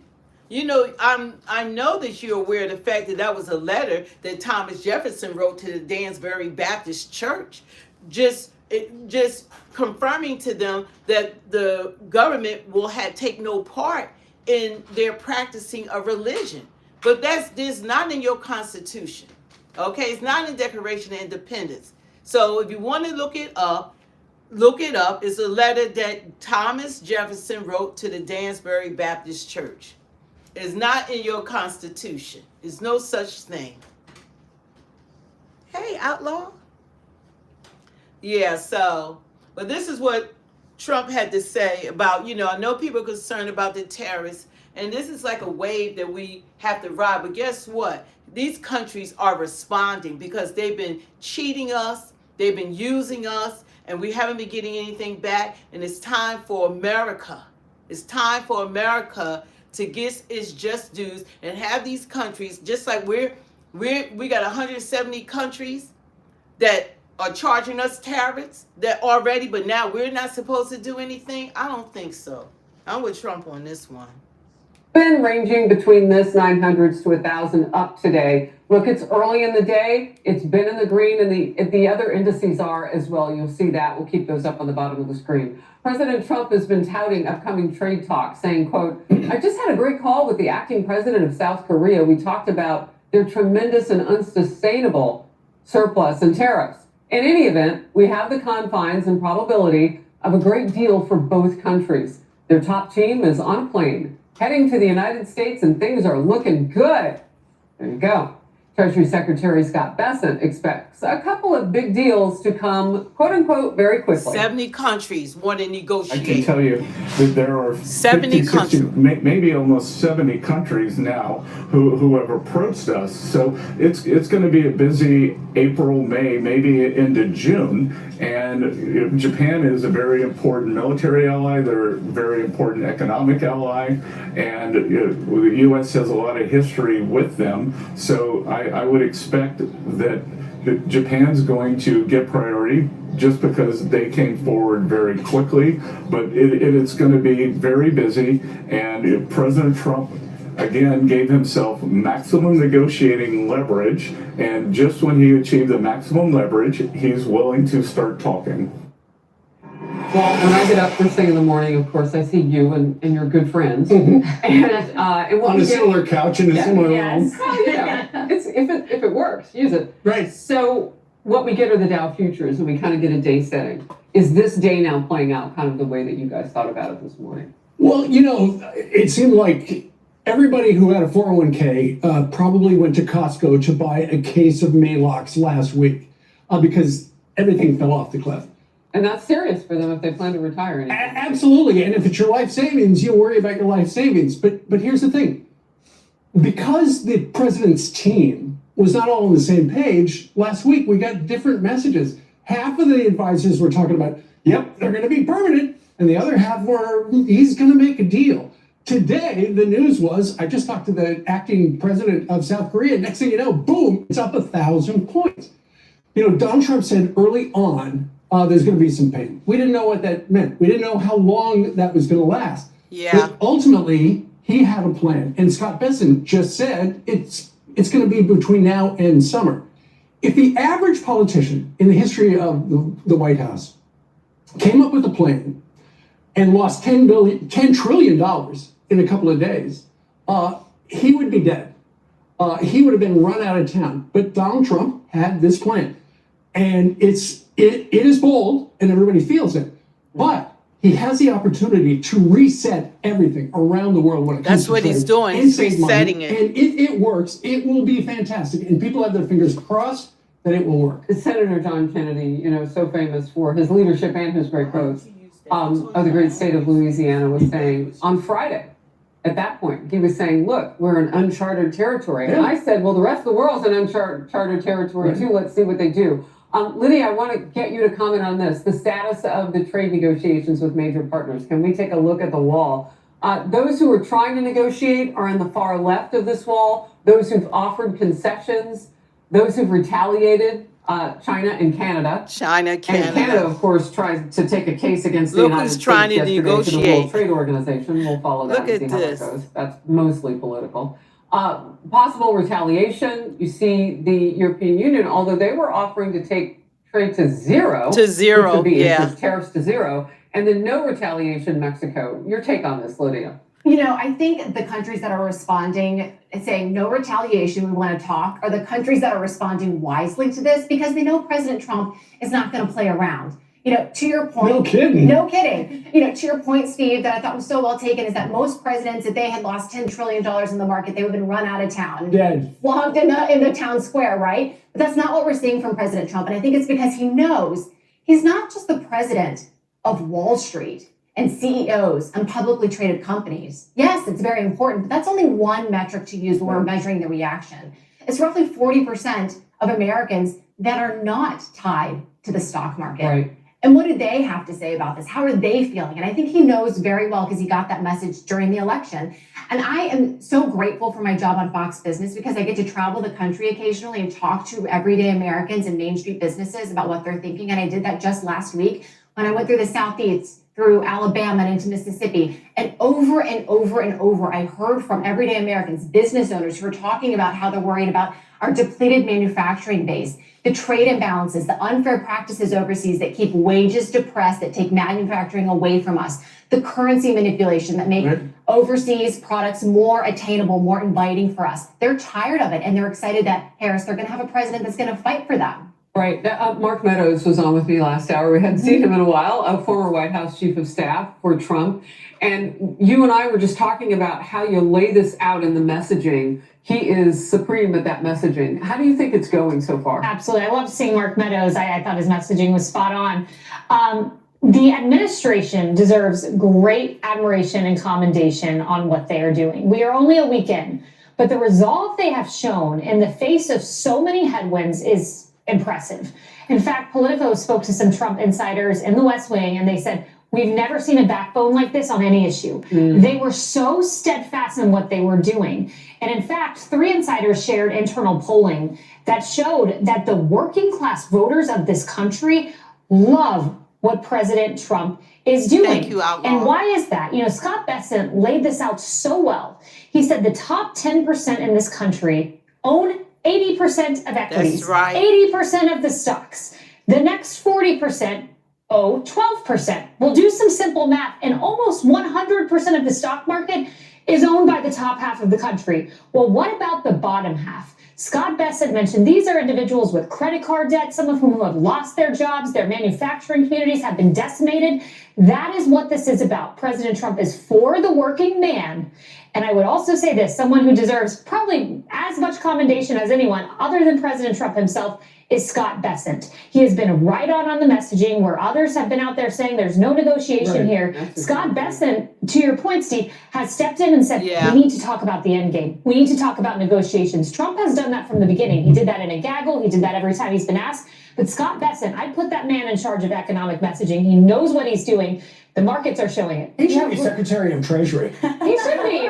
You know, it's interesting because we're learning about somebody else today, too, because you've got on Capitol Hill right now, President Trump's top trade negotiator, Jamison Greer, and he's getting grilled by, you know, lawmakers on Capitol Hill, and he's holding his own, too. We had a little bit of that last hour. Emily.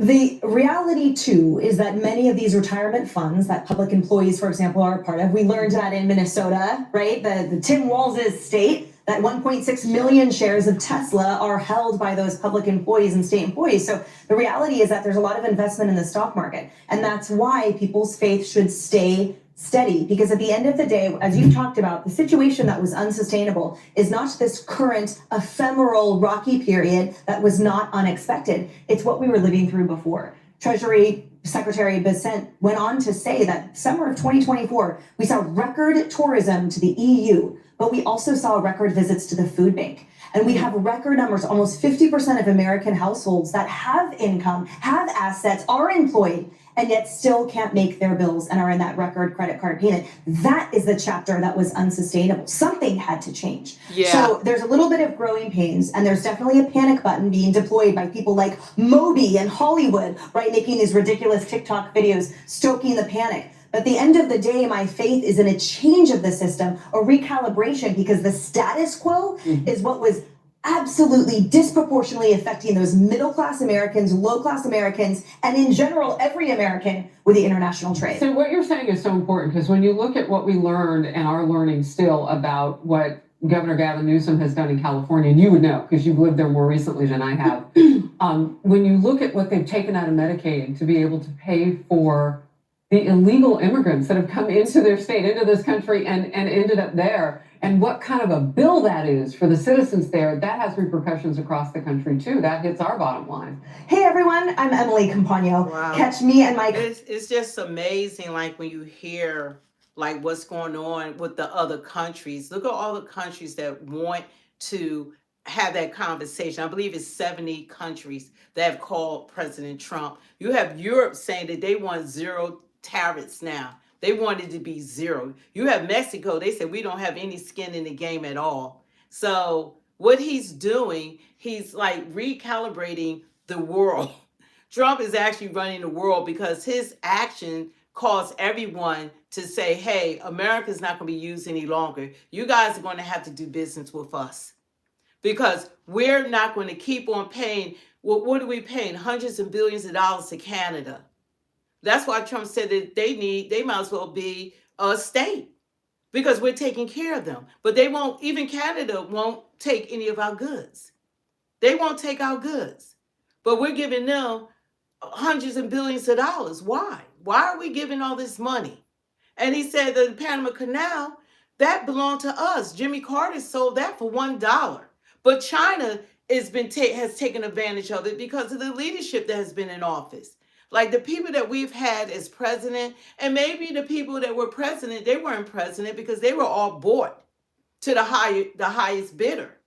But see, that's why they didn't want Trump to win, because they can't control Trump. He's a billionaire. He's not in this for money. He's not even taking a salary. He's working for us for free tirelessly. So you have to respect that. If anything at all, at least he's doing more than I've seen. Tell me what other president, what did they do for this country? I'll wait. I'm talking the recent presidents. Y'all can go back as far as Clinton. Y'all can talk about the Bushes or whatever. But I want to know, what have they done for us? You know, Trump is on fire.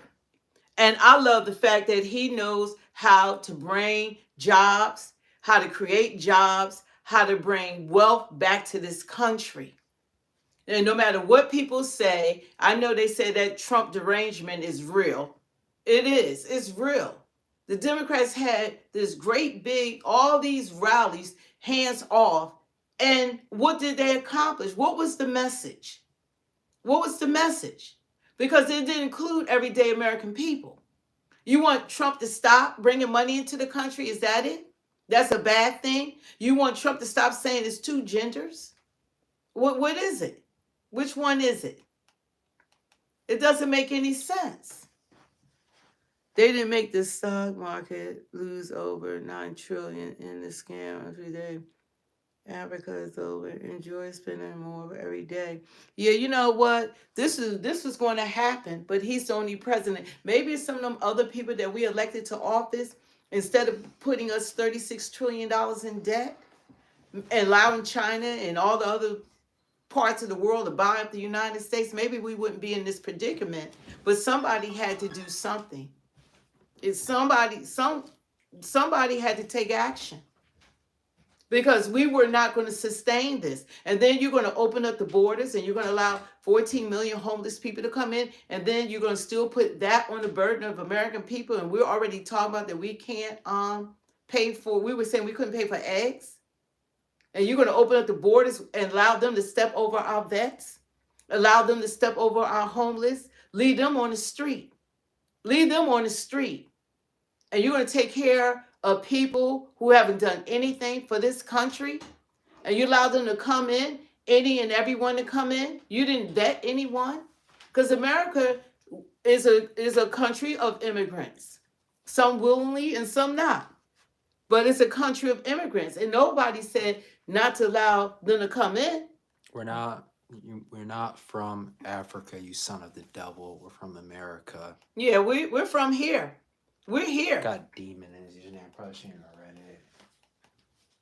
it. We're from America. We are American citizens out of anybody. So are the Native Americans, and so are the founding fathers and their generations. We are Americans, but everyone else that has recently crossed those borders illegally, see, the rest of us and everyone else didn't come in illegally. And they can come back. They can come back and they can be vetted. And that was a disservice to the people that have gone through applying for citizenship, trying to get their certificate of naturalization. They went through years of going, applying and paying and getting agreed, going through all the steps. Something that never left my mind that I think should be discussed more is what? I don't know that much about it, like the details, but when I heard about the missing children.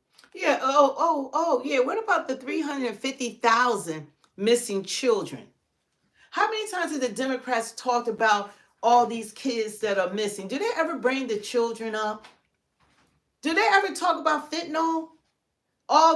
That's killing more Americans than anything. All the drugs that's coming in through the grapevine of Mexico that was being supplied through China. China's sending the drugs in here, just killing Americans. How come they don't talk about? They want to jump up and down, and Trump is trying to stop the fentanyl, trying to find the kids, trying to stop all the things. He's trying to undo everything. Why don't they talk when they did their hands off? Bring that up. Bring up the 350,000 missing children. Where are they? Bring up fentanyl that's been coming in this country. Bring up everything that has happened since they have been in office. Bring that up. God bless you too. The Joe Biden regime. Yeah, I mean, just bring it up. Like they won't even bring it up. The economists, they're shocked, like what's going on, but they need to bring it up. Oh, Chevy said they recently found a trailer full of bodies. That's sad. And it's amazing how the mainstream media, you don't hear any of these things that are going on. Countries that are coming to negotiate deals with us, and they're going to be fair deals, and in certain cases they're going to be paying substantial tariffs. There'll be fair deals. Nobody but me would do this. You know, it would be nice to serve a nice, easy term, but we have an opportunity to change the fabric of our country. We have an opportunity to reset the table on trade. President Trump holding his ground on tariffs. It comes, as the White House says, the phones are ringing off the hook with dozens of countries calling to negotiate new trade deals. Joining us now is former Trump economic advisor Steve Moore, co-founder of Unleash Prosperity. You probably heard the report about Gavin Newsom trying to cut side deals here, but he might be wise to stick with Trump because the New York Times has got a list of 20 countries, and out of those 20 countries, only 3 are considering retaliation. 17 are trying to cut deals, Steve. Yeah, John, great to be with you. And by the way, I think I told you on your show on Friday or yesterday that we were going to see a turnaround as soon as we start to see some of these countries make the phone call to Trump and make deals with him. And Donald Trump is the great deal maker. I mean, my gosh, he wrote the book on the art of the deal. I'm smiling today because what are we up right now? 1,200 or something on the Dow. This is a good day for investors. Look at all these it's people. The old idea, you don't want to buy stocks low and sell high. And they're responding to Trump. We don't know exactly, John, what countries have made that and the call. Dow is you up. said there was something in the New York Times about this, but I haven't seen that list. But I know one country that is not cooperating, that is China. Oh yeah, China, just, big mad. Emphasizing the fact that they're an enemy of the United States, and maybe we get free trade deals with everybody except China, and then we isolate them. Yeah, well, in fact, China said, in a quote, the Chinese Commerce Ministry said, China will fight until the end if the U.S. side is bent on going down the wrong path. But you know what the president said in recent days? He said, the first countries that come and make a deal, they're going to do really well. Yeah. The last country to come and make a deal, they're not going to do very well. And it looks like at this point... Don't forget to hit the like, share, and subscribe. Thank you. You know, I mean, this is so amazing how I just get amazed by Trump and what a great negotiator he is. So he's basically putting pressure on these countries, whether it's Germany, France, or Spain, or Italy, or Canada, or Mexico. You better make that call. You want to be first because it's almost like a game of musical chairs, right? You that's don't want right. to be the one left standing, and that's why I think you're seeing these flurries of calls. Now, look, the devil is in the details. We don't know exactly what's being negotiated. We don't know what they're offering, but hopefully it is that they are going to lower their tariffs on America. And John, I've said many times on your show, I'm a free trade guy. I'm not a big fan of tariffs. But if Donald Trump can pull this off and get these countries to reduce their tariffs, it's good for everybody. Good for us. The world economy will be better. And my gosh, if this keeps up, as I said in the Wall Street Journal today, he might win a Nobel Peace Prize if he's able to pull this off. Is there a Nobel Prize in trade? I don't know, but maybe he might be up for that one. You and Art Laffer proposed something in the Wall Street Journal that you thought might work, and this may be the direction that the president is heading in, and that is you wrote a win-win exit strategy for Trump on tariffs. Offer nations truly reciprocal free trade, zero barriers, zero subsidies. Those appear to be the offers on the table from several countries, including Vietnam, Israel. We had Benjamin Netanyahu talking about leveling the playing field. Japan, Korea might be in the same boat.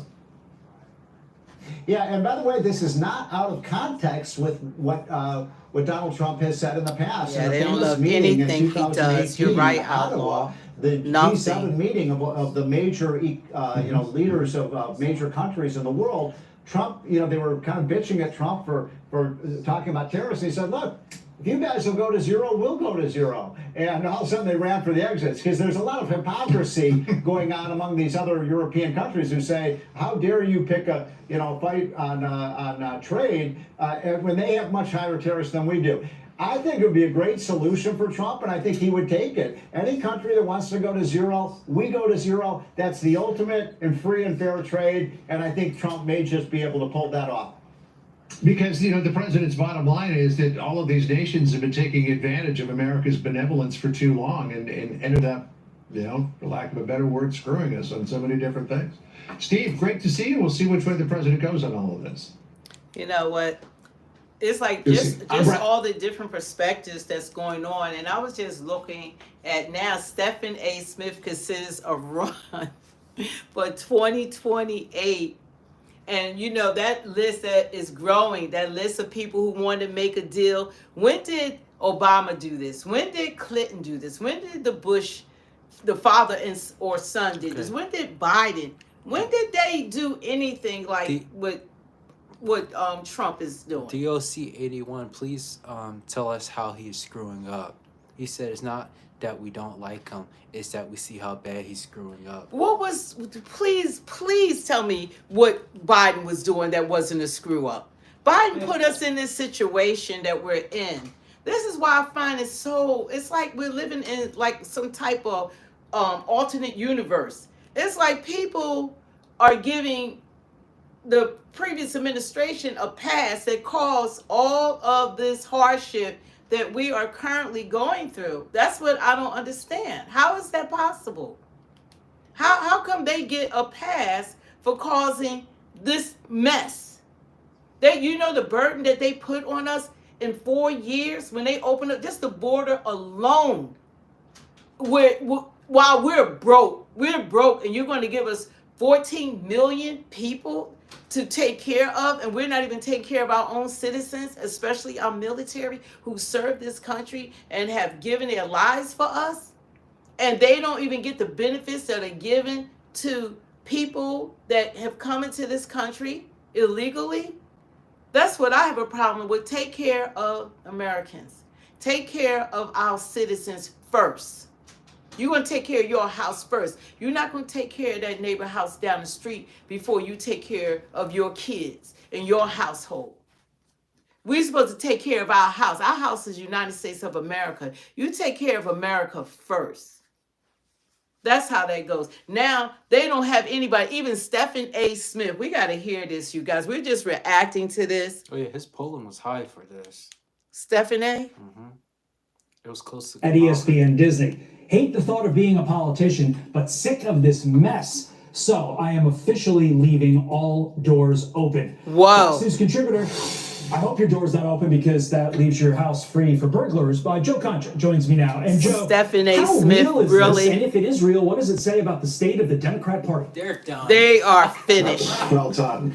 Stephen Well, A. he's is a better than master Kamala, planner. probably. He's somehow on ESPN 25 hours a day. He understands that as long as he floats this prospect after shooting it down, that gets him airtime outside of the sports stuff. And hey, look at this, we're talking about it. But I think it shows two things to answer your question. One, that the Democratic bench has never been this thin.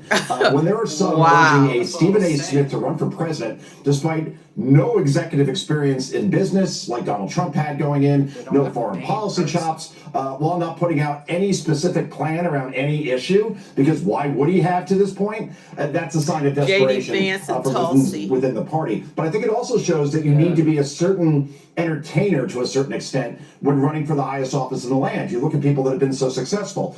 Reagan, Clinton, Obama, Clinton being Bill Clinton, Donald Trump, all of them have those oratory skills that make them or made them stand out, most notably, obviously, Trump. And Stephen A. has that, but that alone ain't enough. Then again, if the competition is AOC, Bernie, Kamala, Jasmine Crockett, I wouldn't count him out completely, but this is where I stop and say it's probably not going to happen. ESPN just signed him to a $100 million deal. Oh, yeah, he ain't going nowhere. Yeah, you only make $200,000 being a president. So much of our presidential he ain't going decisions are nowhere. based upon who do I want to hang out with. And quite frankly, I think we'd all agree we would much rather hang out with Stephen A. Smith than Kamala Harris or Tim Walz or any of the other people that you mentioned there that are potentially in the running, and that is a key factor. Don't think that your tie color choice was lost on me. $100 million. I know you're representing the Florida Gators this morning. They won yesterday. Anticipating them to go to the White House. This after the Los Angeles Dodgers visited the White House to celebrate their World Are the Series Philadelphia ring Eagles yesterday. going to Watch. go?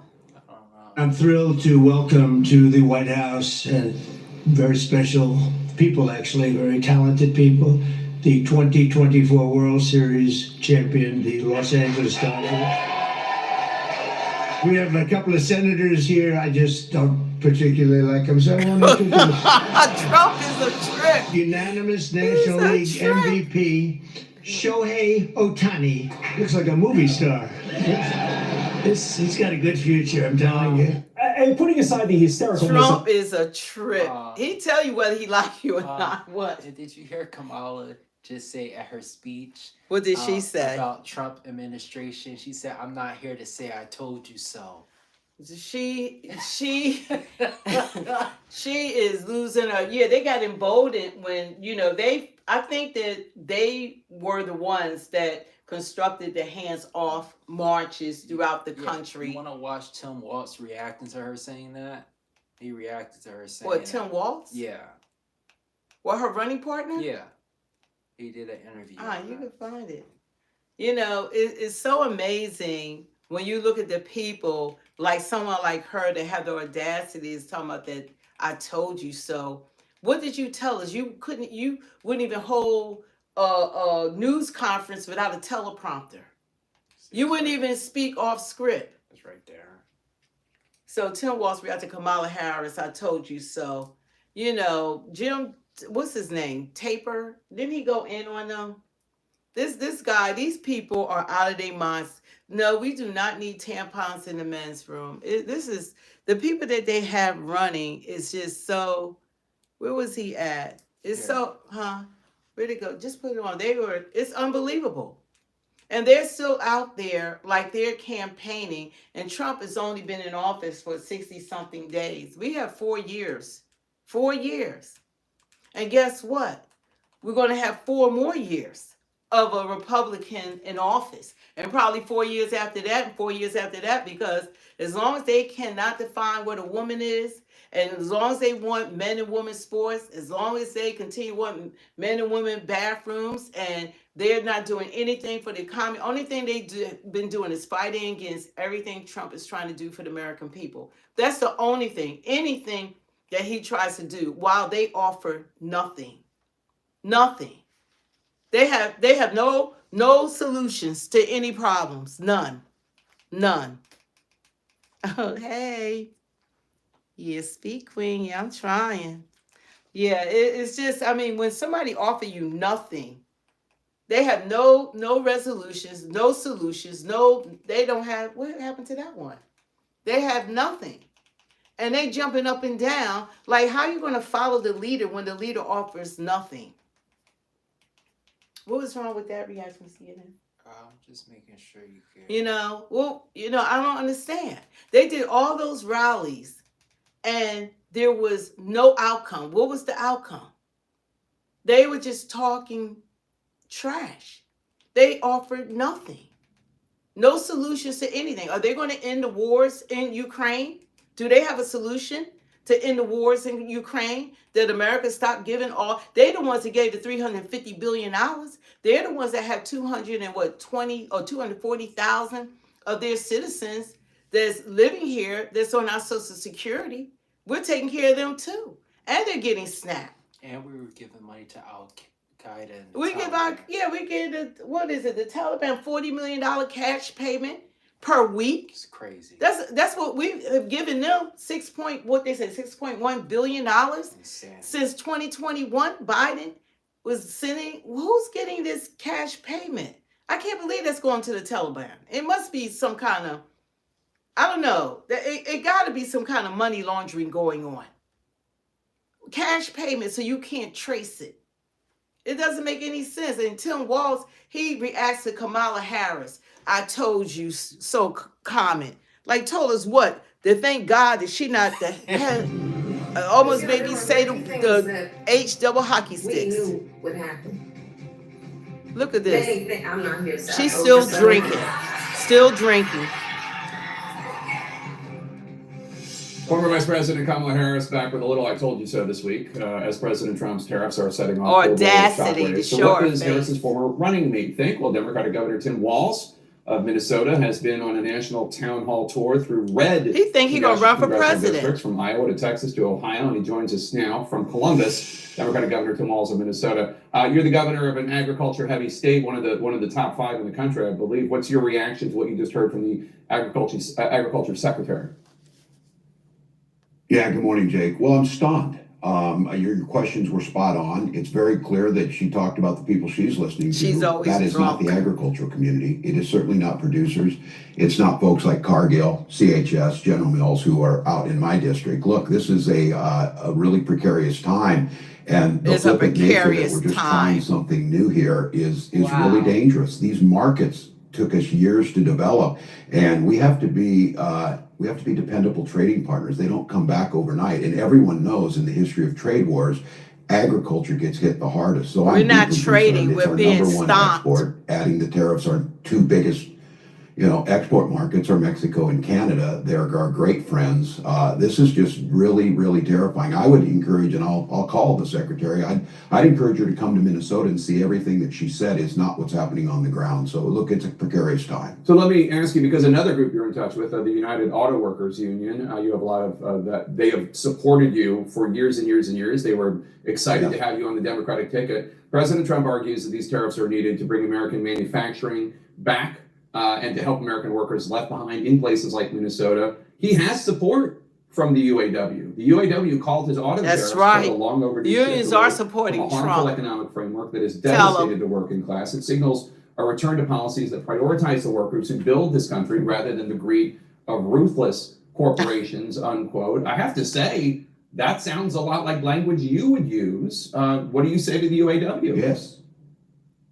It is what I would use. And here's the thing that Democrats don't know how have to figure out. answer Donald that. Trump's language around this, he's not wrong that we've had manufacturing gutted. He's not wrong that we saw an outshoring. People of my generation were told, there aren't going to be any manufacturing jobs, so you need to go to college and rack up student loan debt. The problem is Donald Trump's solution to this is not the solution. Now, UAW is right. Certain tariffs, if they're on to steel or if they're targeted correctly, do make a difference. That's not what we're dealing with here. So just last week, 650 taconite miners are laid off. Those taconite miners are mining the taconite to make the steel to build the automobiles. So I don't disagree where they're at, and I think this is the Democratic dilemma.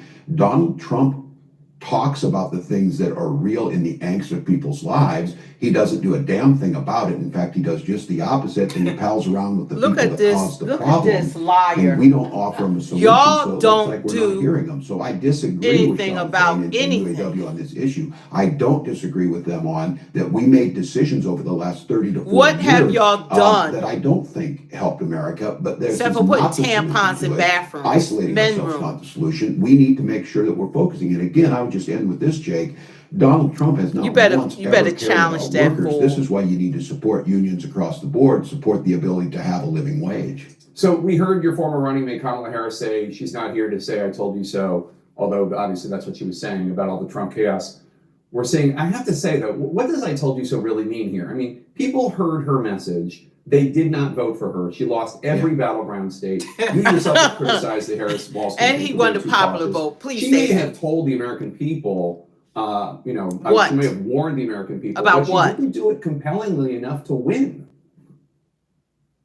That is the absolute point. And look, when I criticize, I'm criticizing myself. I own this. I'm part of the ticket. And somebody has to come up with a strategy. I think this is exactly right. This is the thing. keep Look, finding Democrats, better there was lies. a good night in Wisconsin. I was over there. We saw that happen. Donald Trump's doing this. Just to be clear, nobody on the Democratic side is celebrating this. And those folks in the street are not celebrating that Donald Trump's making all these errors. I think what the vice president's saying is that was pretty self-evident. They that are he was going to celebrating. do that. I do think the challenge for Democrats, and this is, I think, a structural problem that's going to take a lot more thinking. That's right. Why, with all of that out there, did they not think we were any better than that? And they didn't. And I'm very Y'all concerned ran with on the folks who stayed abortion. home. And these are folks that I'll say once again, Donald Trump has identified their angst. They can't buy a house. They can't afford to get a good education. All They're thanks to concerned that y'all. Their economic future is so precarious it could slip out from under them. Look at Less this. than half of Americans have $1,000 in savings. And I Listen think, this. why was it not so compelling? It should have been a slam dunk for us to say, we're the party Is that he cares about that. crazy? We're the party that's going Y'all to protect did Social this. Security and Medicare. We're the party that thinks the ACA is a good start, but we need to do more on health care. And we didn't do that. So I'm not concerned. buying this. Democrats do well in Hey, special look at elections that. last year. Let's get look at But the elections that look come at from his face. presidential election years is different. When I was young, it was easy to He go to like Democrats. really. They stood with the working class and labor. Republicans were country He club. like and he for the lying. rich. He lying. Today, you ask people, they don't. We have a 29% approval rating. Yeah. It doesn't help us. 29 Trump doesn't no help with a 27% approval We rating. have to get back to the core issues that this is about making America prosperous and stable and innovative. Look at that hill. Well, what do You you make did of the this. criticism that one of the reasons why your party was so resoundingly rejected last November is because Democrats were gaslighting the country, saying that inflation was not a big deal, heralding Bidenomics. Not only Biden, but Kamala Harris was heralding Bidenomics, pretending that there wasn't a problem at the border. And then This is fundamental to this funny. idea that President Biden was up for another 4 years of the job, while Tell him. Americans in poll after poll for year after year were saying he's too old to do the job. The party stood against all of those things. Oh, that was, you know what? This is like freaking. It's like hilarious just to listen to them. I mean, it's like hilarious. He's looking like, watch Jake Taper. Watch his expression. He like, listen to him. Are you kidding me? Like, this is like, it's literally funny. It's like a SNL comedy skit that's going on right now. Biden coming in and doing COVID and being a governor through COVID did a hell of a job. But I think one of the things that we didn't do is we assumed that we said, and it was true, that we were going to have a soft landing and our economy was better than the rest of the world. Better for who? Better for the working class who was saying groceries were too expensive, as they are now and going up. You did this. See us talk about things again. That you did. Don't talk about That's why y'all not in it. Or housing type of issues. Talk about people being hungry and wondering where they're going to live. That's what about you their children's did. Future, about real security, and so I think your question is spot on. I think we got intellectualized on this. I think the fact that Y'all ran on Joe Biden abortion. did soft land the economy. He did usher us through COVID. None of us are saying we should be soft on the border, but we allow a vacuum, and Donald Trump fills it, the 800-pound gorilla, and their narrative starts to stick, and we look weak. We look weak like we don't care. Weak. Y'all are weak. Jake, I'm not going to say, what we need to do is we need to just arrest people and ship them to El Salvador. No, we need to invest the money on border. We need to make sure that we have the judges. Look, y'all open the borders faster. We need to make sure wouldn't have to ship anybody if y'all didn't open the borders. You're going to be uplifted, celebrated, and part of this great American tapestry. We didn't do that, and then it fills them. They'll find the example that is horrific, where you have someone who's not here legally. Okay, we got to come back to this. I want to use Joe Biden words. That's a bunch of malarkey.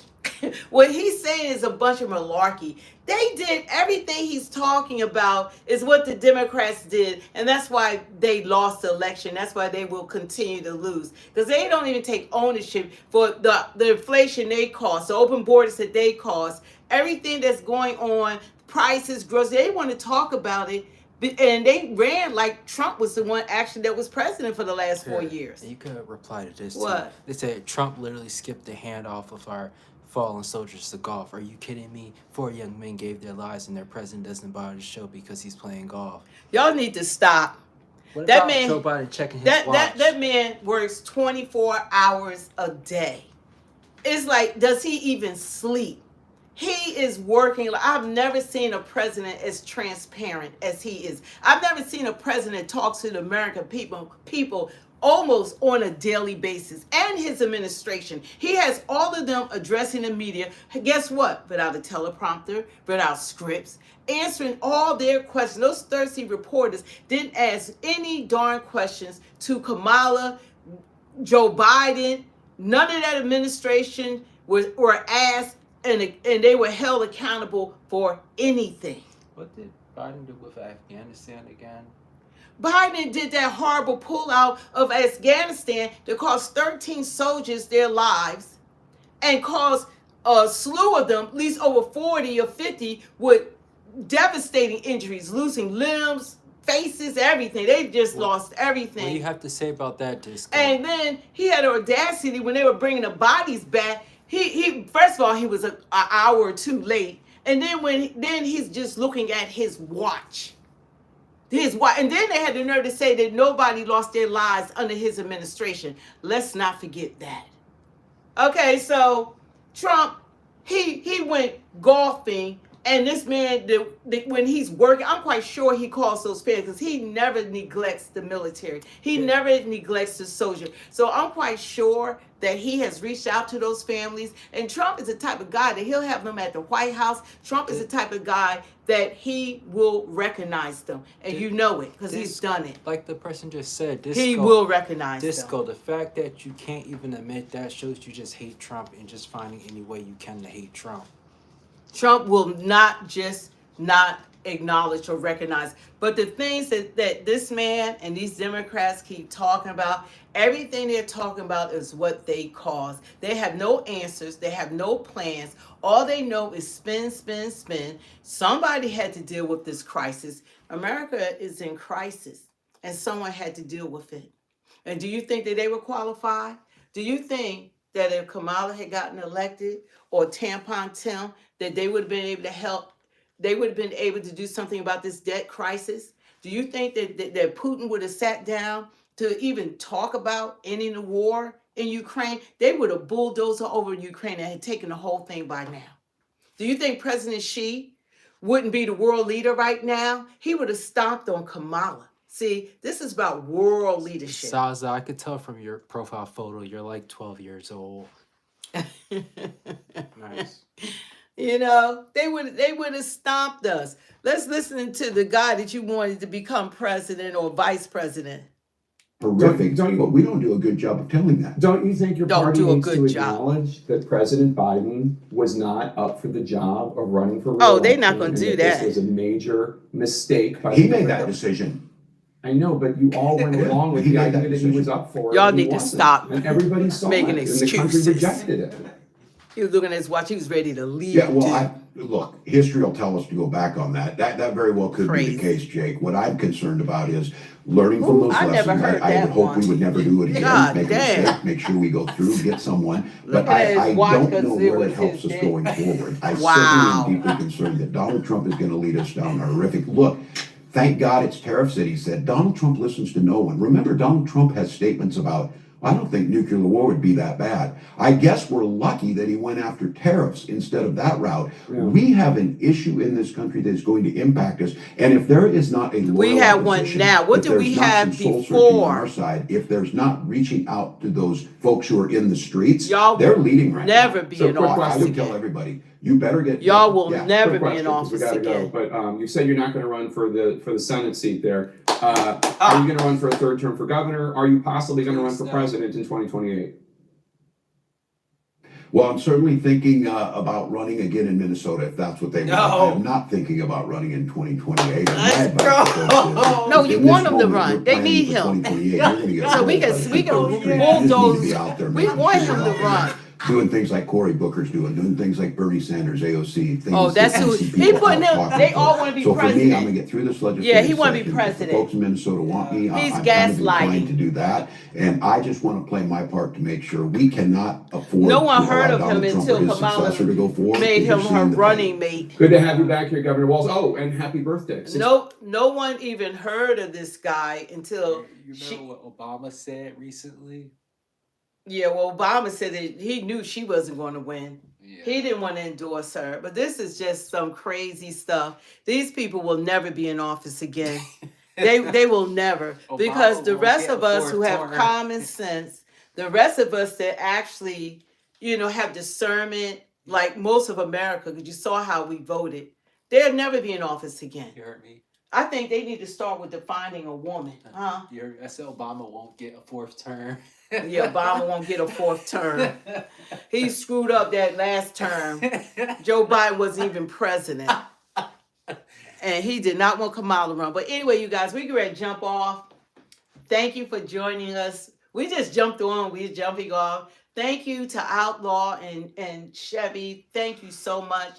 Our monitors are the best in the world. But we just want to give God all the glory and all the praise. We thank God for the president that we have now, because, I mean, it was frightening to think that she could have became president. I was like, there is no way that I felt comfortable voting for someone as incompetent as Kamala Harris and Tampon Tim. They were not going to come in, and they got to give Trump credit for what he has done coming in. I have never seen a president coming in with $55 billion Apple, $22 billion Hyundai, Mark Zuckerberg, Facebook, all these different billionaires and all the waste that they're finding, all this money that they've been throwing away in our Social Security. They got people on the rolls that aren't even alive. They're like 300 years old, babies. Brenda, you're just making up some assumptions. This government has really did a disservice. Thank you so much, dude, for watching the whole stream. It means a lot. But we are so grateful. You say that, but you watched the whole stream. Yeah, we like you to come. God bless you. Because you know what? Maybe you can enlighten us. If not, you're going to be enlightened by us. Yeah. Either or. And we do appreciate your comments, because we don't want it to be one-sided. We want to hear your viewpoints and how you are thinking, because it let us know the temperature of the rest of this country, to be able to still say that past administration didn't do the things they did. And see, if you can't admit how horrible that past administration was for this country, then there's no truth in you. Thank you, PGB. There's no truth in Alex said, LOL, as a Hispanic, after they done with us, they coming after y'all. What are you talking about? They always been they coming after y'all. Someone said house to call tonight. You know, so we are so thankful to God. God is good. He's still sitting on the throne. God is in control. And you know what? The thing about it is that when you serve the Lord, God is not in abortion, okay? God is not in same-sex marriage. God can define what a woman is, because from the beginning of time, it's only been man and woman. And guess what? To the end of time, there was always just be man and woman.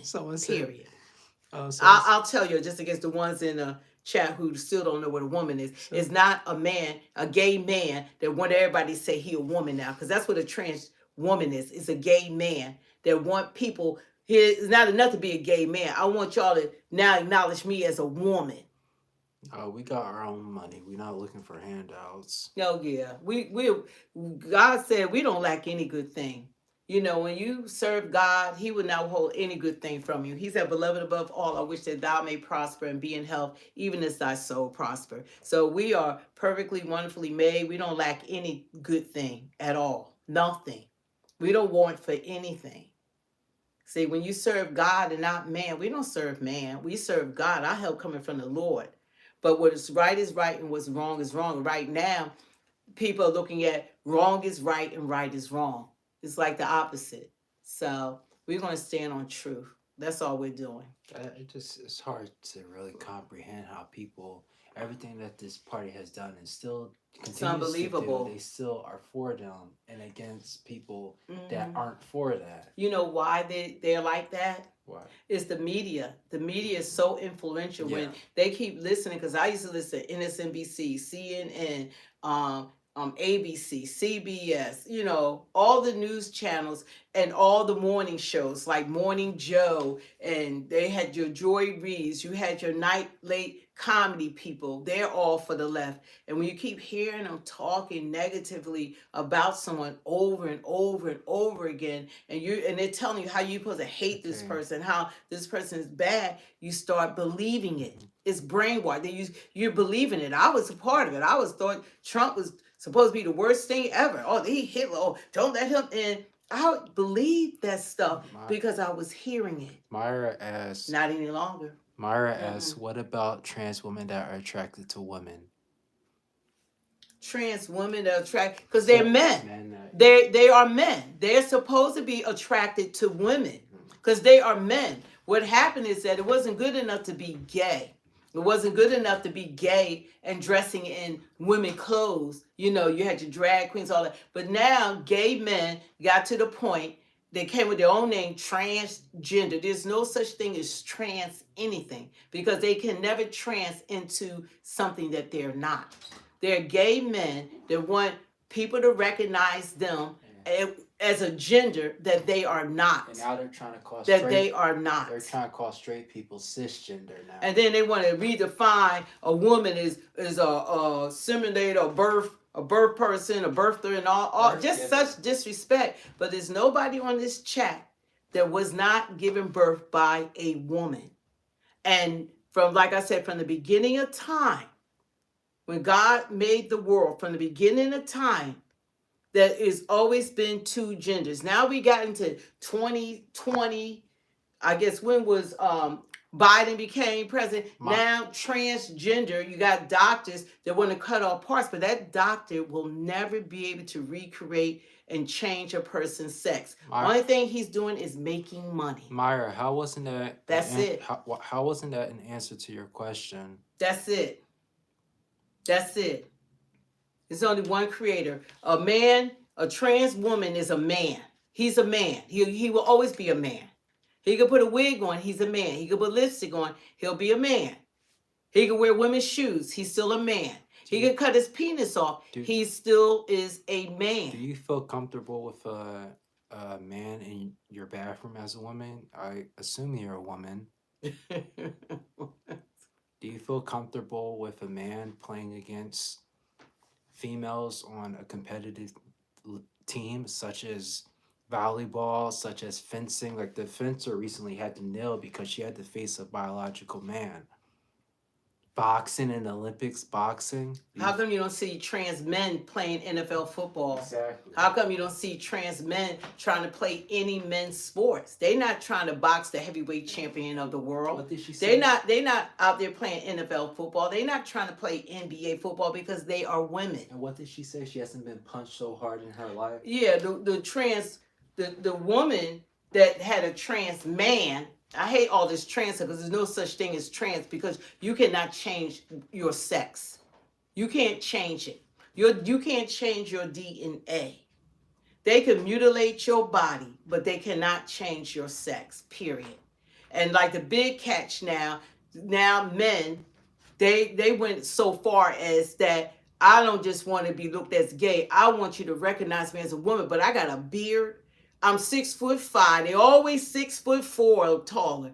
And I want to beat up on 5 feet woman. And I want you to recognize me as a female, even though I have the skull of a man, the bone density of a man, the lung capacity of a man, and I look like a man.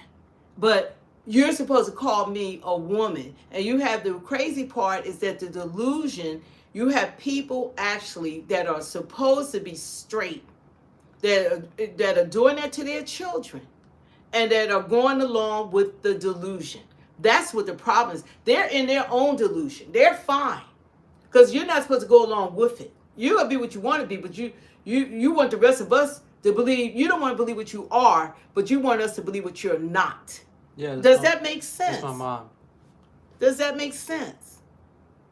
You know, so they will never. So like I said, from the beginning of time, it's always been, and at the end of time, when Jesus come back, it's still going to be just two genders. That's it. When you're born in the hospital, the doctor got to say you're either a boy or a girl. He don't ask, are you trans? They ask, baby, you trans? Are you bi? Are you pan? They got all these different names. It's only two genders. God made us. It's like the smarter we get, the dumber we get. Like, why society? You got to tell society it's two genders. It's crazy. God made us like this to like what we like. You know, God made it so we are who we are. God is good. God loves us. They said, did you choose to be straight? Did you choose not to be straight? I mean, it's natural to be straight. That's natural. It's unnatural not to be straight. That's unnatural. Okay? So you naturally should be attracted to the opposite sex. A man shouldn't be lusting after another man. And a woman shouldn't be lusting at, it's lust. It's lust. You naturally should want to reproduce. You naturally should want to reproduce. They can never reproduce. And then they chopping off their organs. So if we had everybody transgender, the world would cease to exist because there would be no reproduction. Because it takes the opposite sex to make a baby. Period. The opposite sex to make a human. That's how God designed it. So we're going to stay real here. And that's not saying anything. I don't mean we don't love them. But you're supposed to don't go along with the madness. They need prayer. They need prayer. That's what they need. They need love and they need prayer. But you're not helping them when you don't, because it's sin.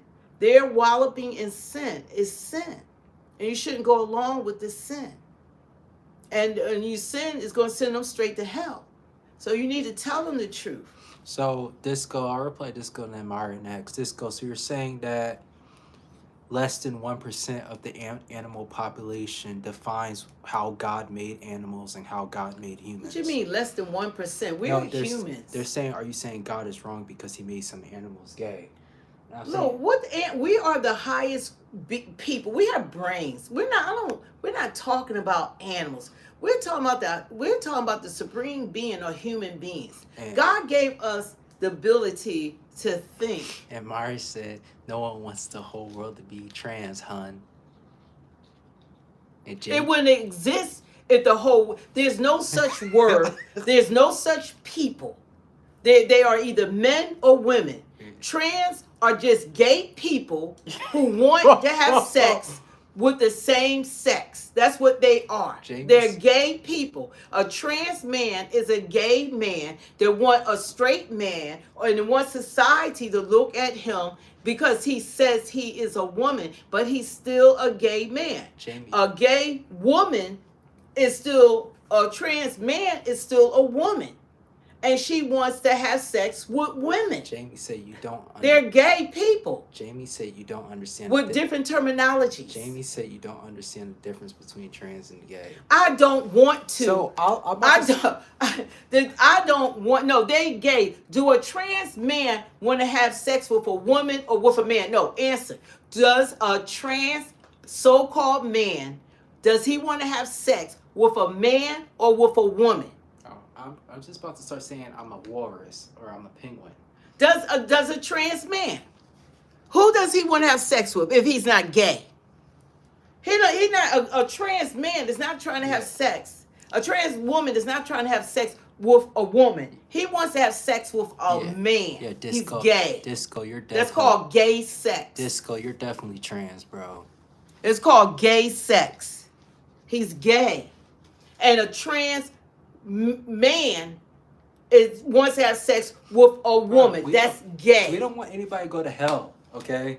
We need to break it down. They put these trans on top of it when they at the end of the day they are still either a man or a woman. A trans woman is a man and a trans man is a woman. This shows how just crazy the Democrats are. Yeah, they want to tell you to believe something that's not real. A fairy tale. Like, you want us to believe stuff that we're looking at, that's a man, and that's what you had this boy, they had him, and the teacher was crying because he was a transgender, and the guy went off, the student went off and said, man, he told him the D word, you have a D, and you are a man. Myra, you are not, and he crying because the child told him, you are a man. Myra now say each trans man is different, some like men, some like women, some like both. And Then if they want to be with a woman, they could take that dress off because they're going against they're going against nature, and all this ludicrous, all this craziness that's going on just got started the last maybe less than a decade. Because Obama. This is new.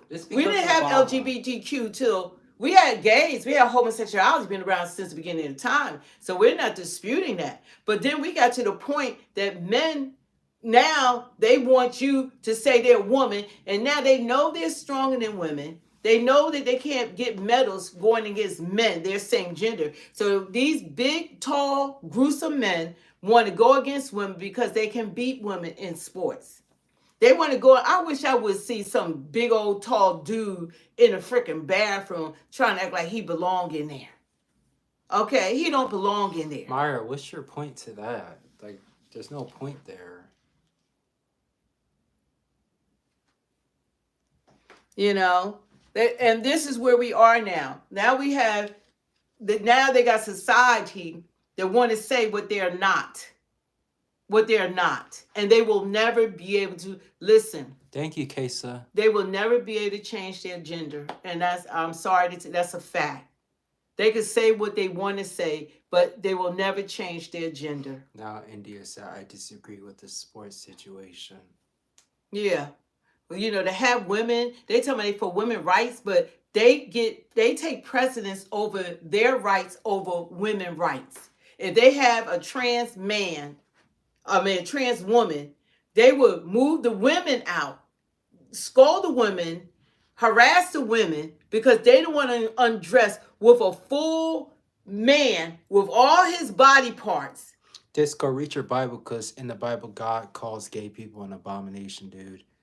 And They know it's unnatural. And Jamie said, no, they're saying, oh, if God made animals like this and humans like that, then it was natural. No, it's not. But they know what the deal is. And Jamie said, what bathroom do you want trans women to use? He has a big Use beard, their own. Use a closet. but was born female. You use their own. They should use the bathroom of their gender. If they were born a man, go in the men's room. Because they got their urinals ready for them. If they're a woman, then go in the women's room. That's what they could do, since people it's disturbingly crazy these days, they can have a bathroom for anybody. You know how they have restrooms that anybody can use? Then they can do that. But they need help and they need therapy because something happened to them, because it's unnatural. They were not born that way. They were not born saying, I want to become something else, to the degree of going to a Frankenstein doctor who just want to get paid and is going to destroy your body, your health, and your life. And guess what? They suffer more from depression afterwards than anyone else. Yeah, we could tell. What's the statistics? How they suffer from depression, anxiety, and all of that. Suicidal thoughts. More after all that transition. And this was at my school, and you guys can look it up, that people of that community suffer through that more than people that, you know, are straight, regular, heterosexual, straight, whatever you want to say. Yeah, they're not happy like that. They need help. And nobody is trying to get them. If you don't think they need therapy, I don't know who does need therapy. And there's a YouTube channel. They need a psychiatrist. There's also a YouTube channel dedicated that talks with them about the trauma they faced in the past that had them end up like that. Yeah, because a lot of them come together now. Go on YouTube. They come together. And they're discussing their trauma, and they wish to God that someone had stepped in and didn't allow them to have the surgeries, or someone that said, just because I said I was curious, then they wanted to give me these testosterone pills, and they start pushing that agenda on them. And all they said is they was confused one time, and now they send them to have their penis chopped off. It's terrible. You could go online. You could see it. I think it's even on YouTube that a lot of them now, they're fighting against it. And they're suing these doctors. That's what they're doing. You know, but like Kesa is saying, Jesus died for everyone's sins, and you just have to ask him for forgiveness. Right. That's what they need, prayer. They need prayer. And they need counseling. They need prayer and counseling. And those are things people are not trying to get them. People are trying to act like it's normal, and everybody know it isn't normal. But they need, and that's doing them a disservice because they're hurting people. They're actually hurting. They want love. You know, they want you to accept, they don't want to accept who they are, but they want us to accept who they are not. Does that make sense? They don't want to accept they're a man or a woman, but they want us to accept what they are not. And no. Nate, you're definitely transgender. Well, you got to pray for these people. Yeah. Anyway, you guys, we're going to jump off of this. We stayed on a lot longer than we want to. We love you. We're going to pray for you. And, pray for those, pray for transgenders. Well, this is just talking reality. It's reality. It's only two sex. From the beginning of time, it's man and woman. That's it. That's it. All this other stuff started coming. Now you go to the doctor's office, like 20 different labels now. 20 different labels. It's crazy. Not bad. So God created the heavens and the earth. And he only made Adam and Eve, two genders. It's two, man, female. And since the beginning of time, the only people that have been given birth have been women. Women. That's it. That's it. No transgender woman will ever give birth because he's a man. He's a man. The only way he can give birth, have a baby, if he still have his penis and he impregnates a woman. A woman. And they do that in prison. They put them in women prison and they impregnating, women. Because they're men. They're men. Well, two things. K-Sub, I understand what you're saying, but as a Christian, God wants you to speak of him and if they're doing something against God. So I understand you saying you don't argue with people, but God wants you to tell him the good news of him, tell people the good news of him. Yeah, and you know what? The sad thing about it is that in the churches, the pastors, they're not speaking about it. They have them right up front in the church. Instead of binding that spirit up in the mighty name of Jesus and telling the truth, because you're not supposed to stay in your sin. The blood of Jesus, it washes away all your sins. That's how you can be delivered from whatever's going on. You can ask, that's what the blood is for. But not to speak the word of God and not to tell them the truth is sending them straight to hell. And hell is a real place. So going along with them is not showing them love. We are showing them love by speaking the truth to them. Yeah. They are hurting people and they need help. They need counseling and they need prayer. They need all those things. And this is not to put them down, but we're not going to lie about it. We're not going to go along with the okie doke. If you're a man, you're sir. You're a woman, ma'am.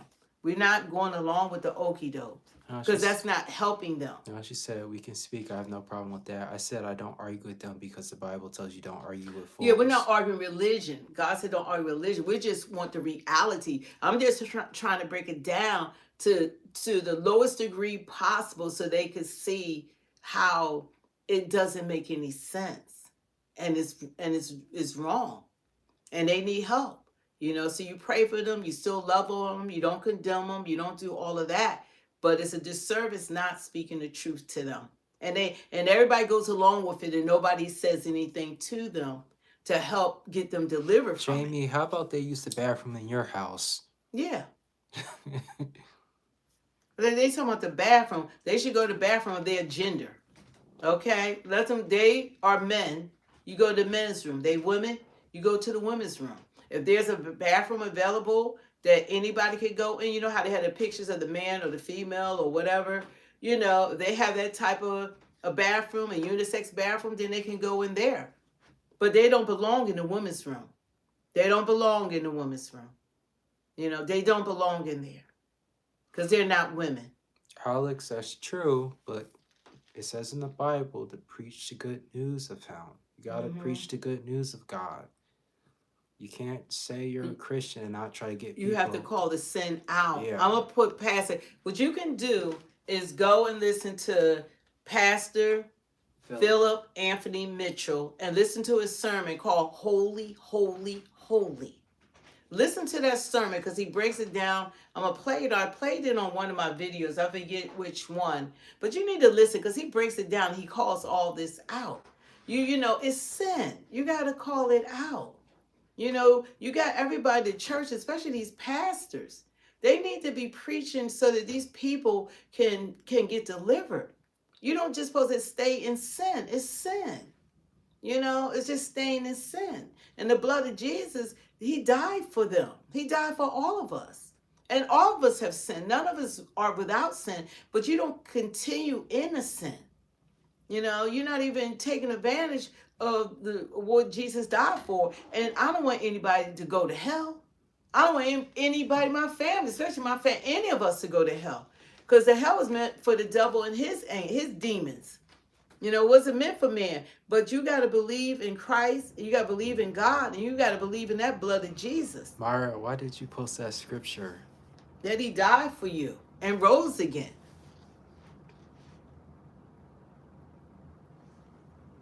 You know, we all have sinned. None of us are without sin. I'm not arguing God. I'm saying trans and gay people are God's people. I truly believe that they are not sinners being born that way based on the fact that we've seen similarities in nature. You have to stop, and you sound delusional.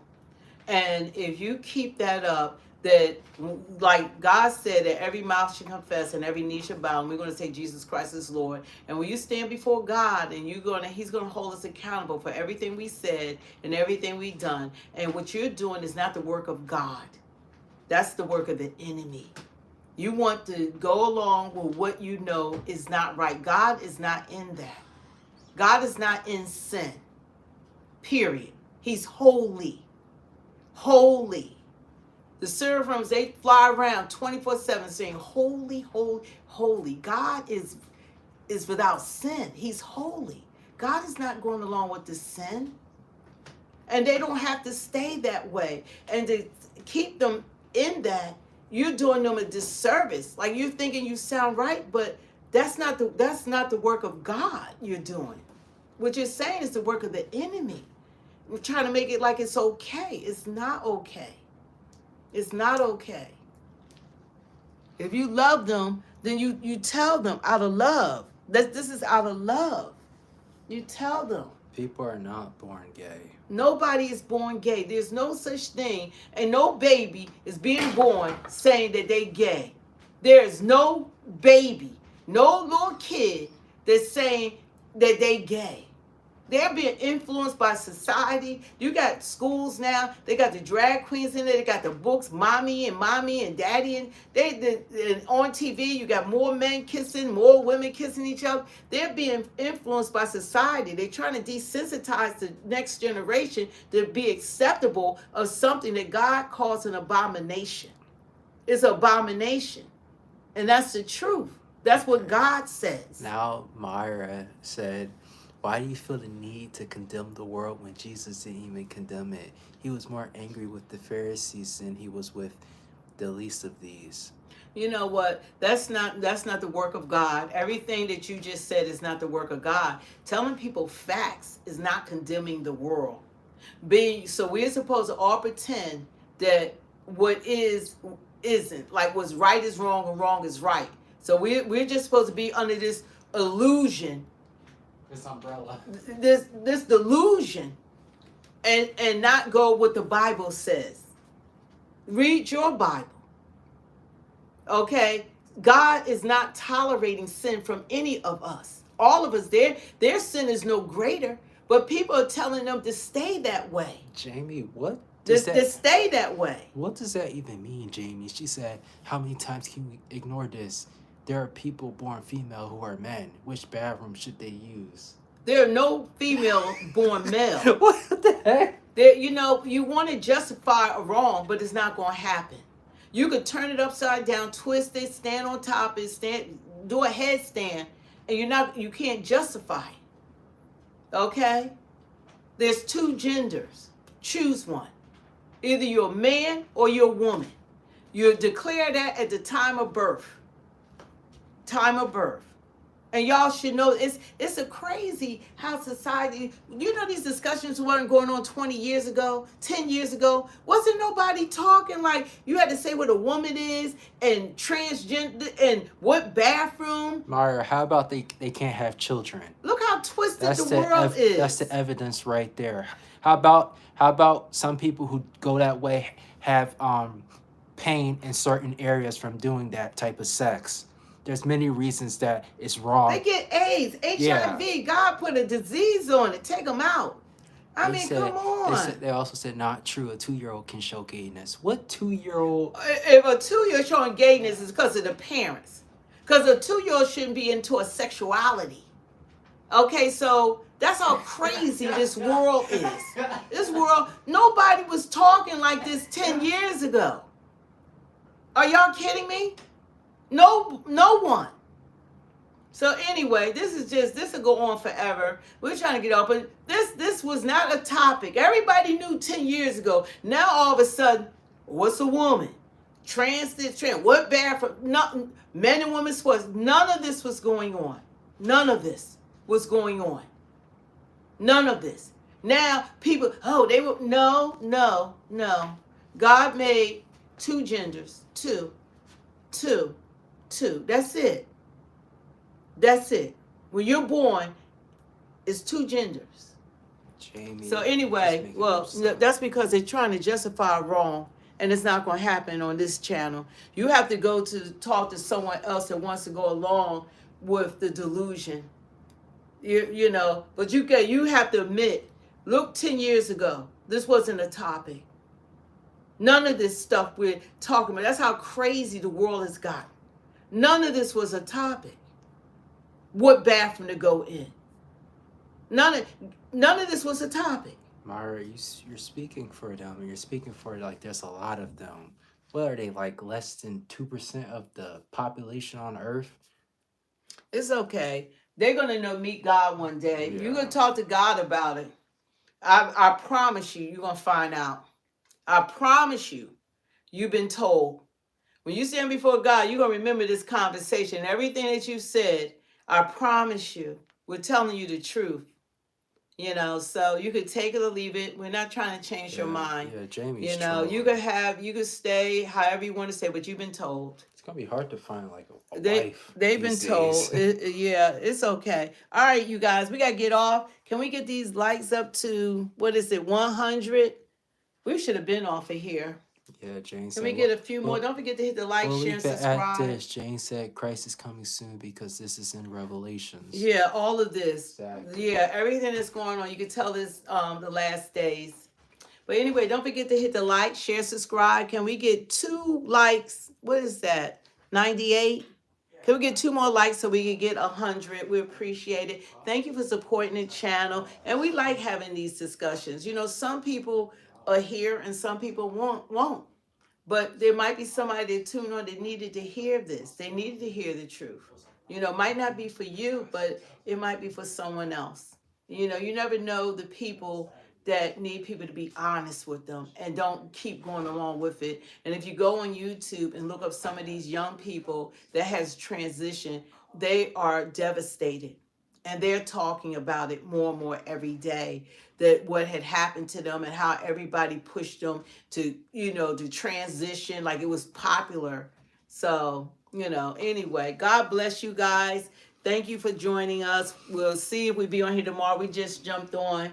And don't forget to hit the like, share, and subscribe, the notification bell so you know when we do come on. Jane said demonic forces push homosexuality. Yeah, they're going to push it. Yeah. But guess what? We're children of the Most High God. We're going to stand with God. It's not hate, Myra. Like we already said, it's not hate. This is trying to actually showing them love by telling them the truth and what can happen to them if they keep going down that path. And this isn't hate. But that's how they try to flip it. The enemy, he'll try to flip it like, oh, they're speaking hate when they're speaking the truth. The truth hurts. People don't want to hear the truth, but it's the truth. But that doesn't mean that we're taken away from whatever you want to do. God give us our own free will to be in whatever we want to be. That's your decision. But we're just telling you the truth. That's it. Yeah. That's it. And it wouldn't be right for us not to. We're not going to go along with the okie doke. Telling the truth is just facts. It's not showing hate, it's showing love. Who want people to keep lying to you? Okay, I gotta say this again. Humans and animals are not the same things. Animals were not created in God's image. Exactly. He gave us brains and more know-it-all than everyone else. Souls and spirits. Don't compare us to mindless animals, okay? Don't do that. The human race. We're the human race. Anyway, you guys, thank you for coming on. We'll try to jump on here tomorrow. It depends on what's going on. God bless you. God bless your families. Thank you. Just thank Jesus tonight just for giving you another day. Yeah, happy to see Outlaw again. And thank you, Chevy and Outlaw. You guys are amazing. We love you. Thank you so much. Everyone here. Bye. Bye.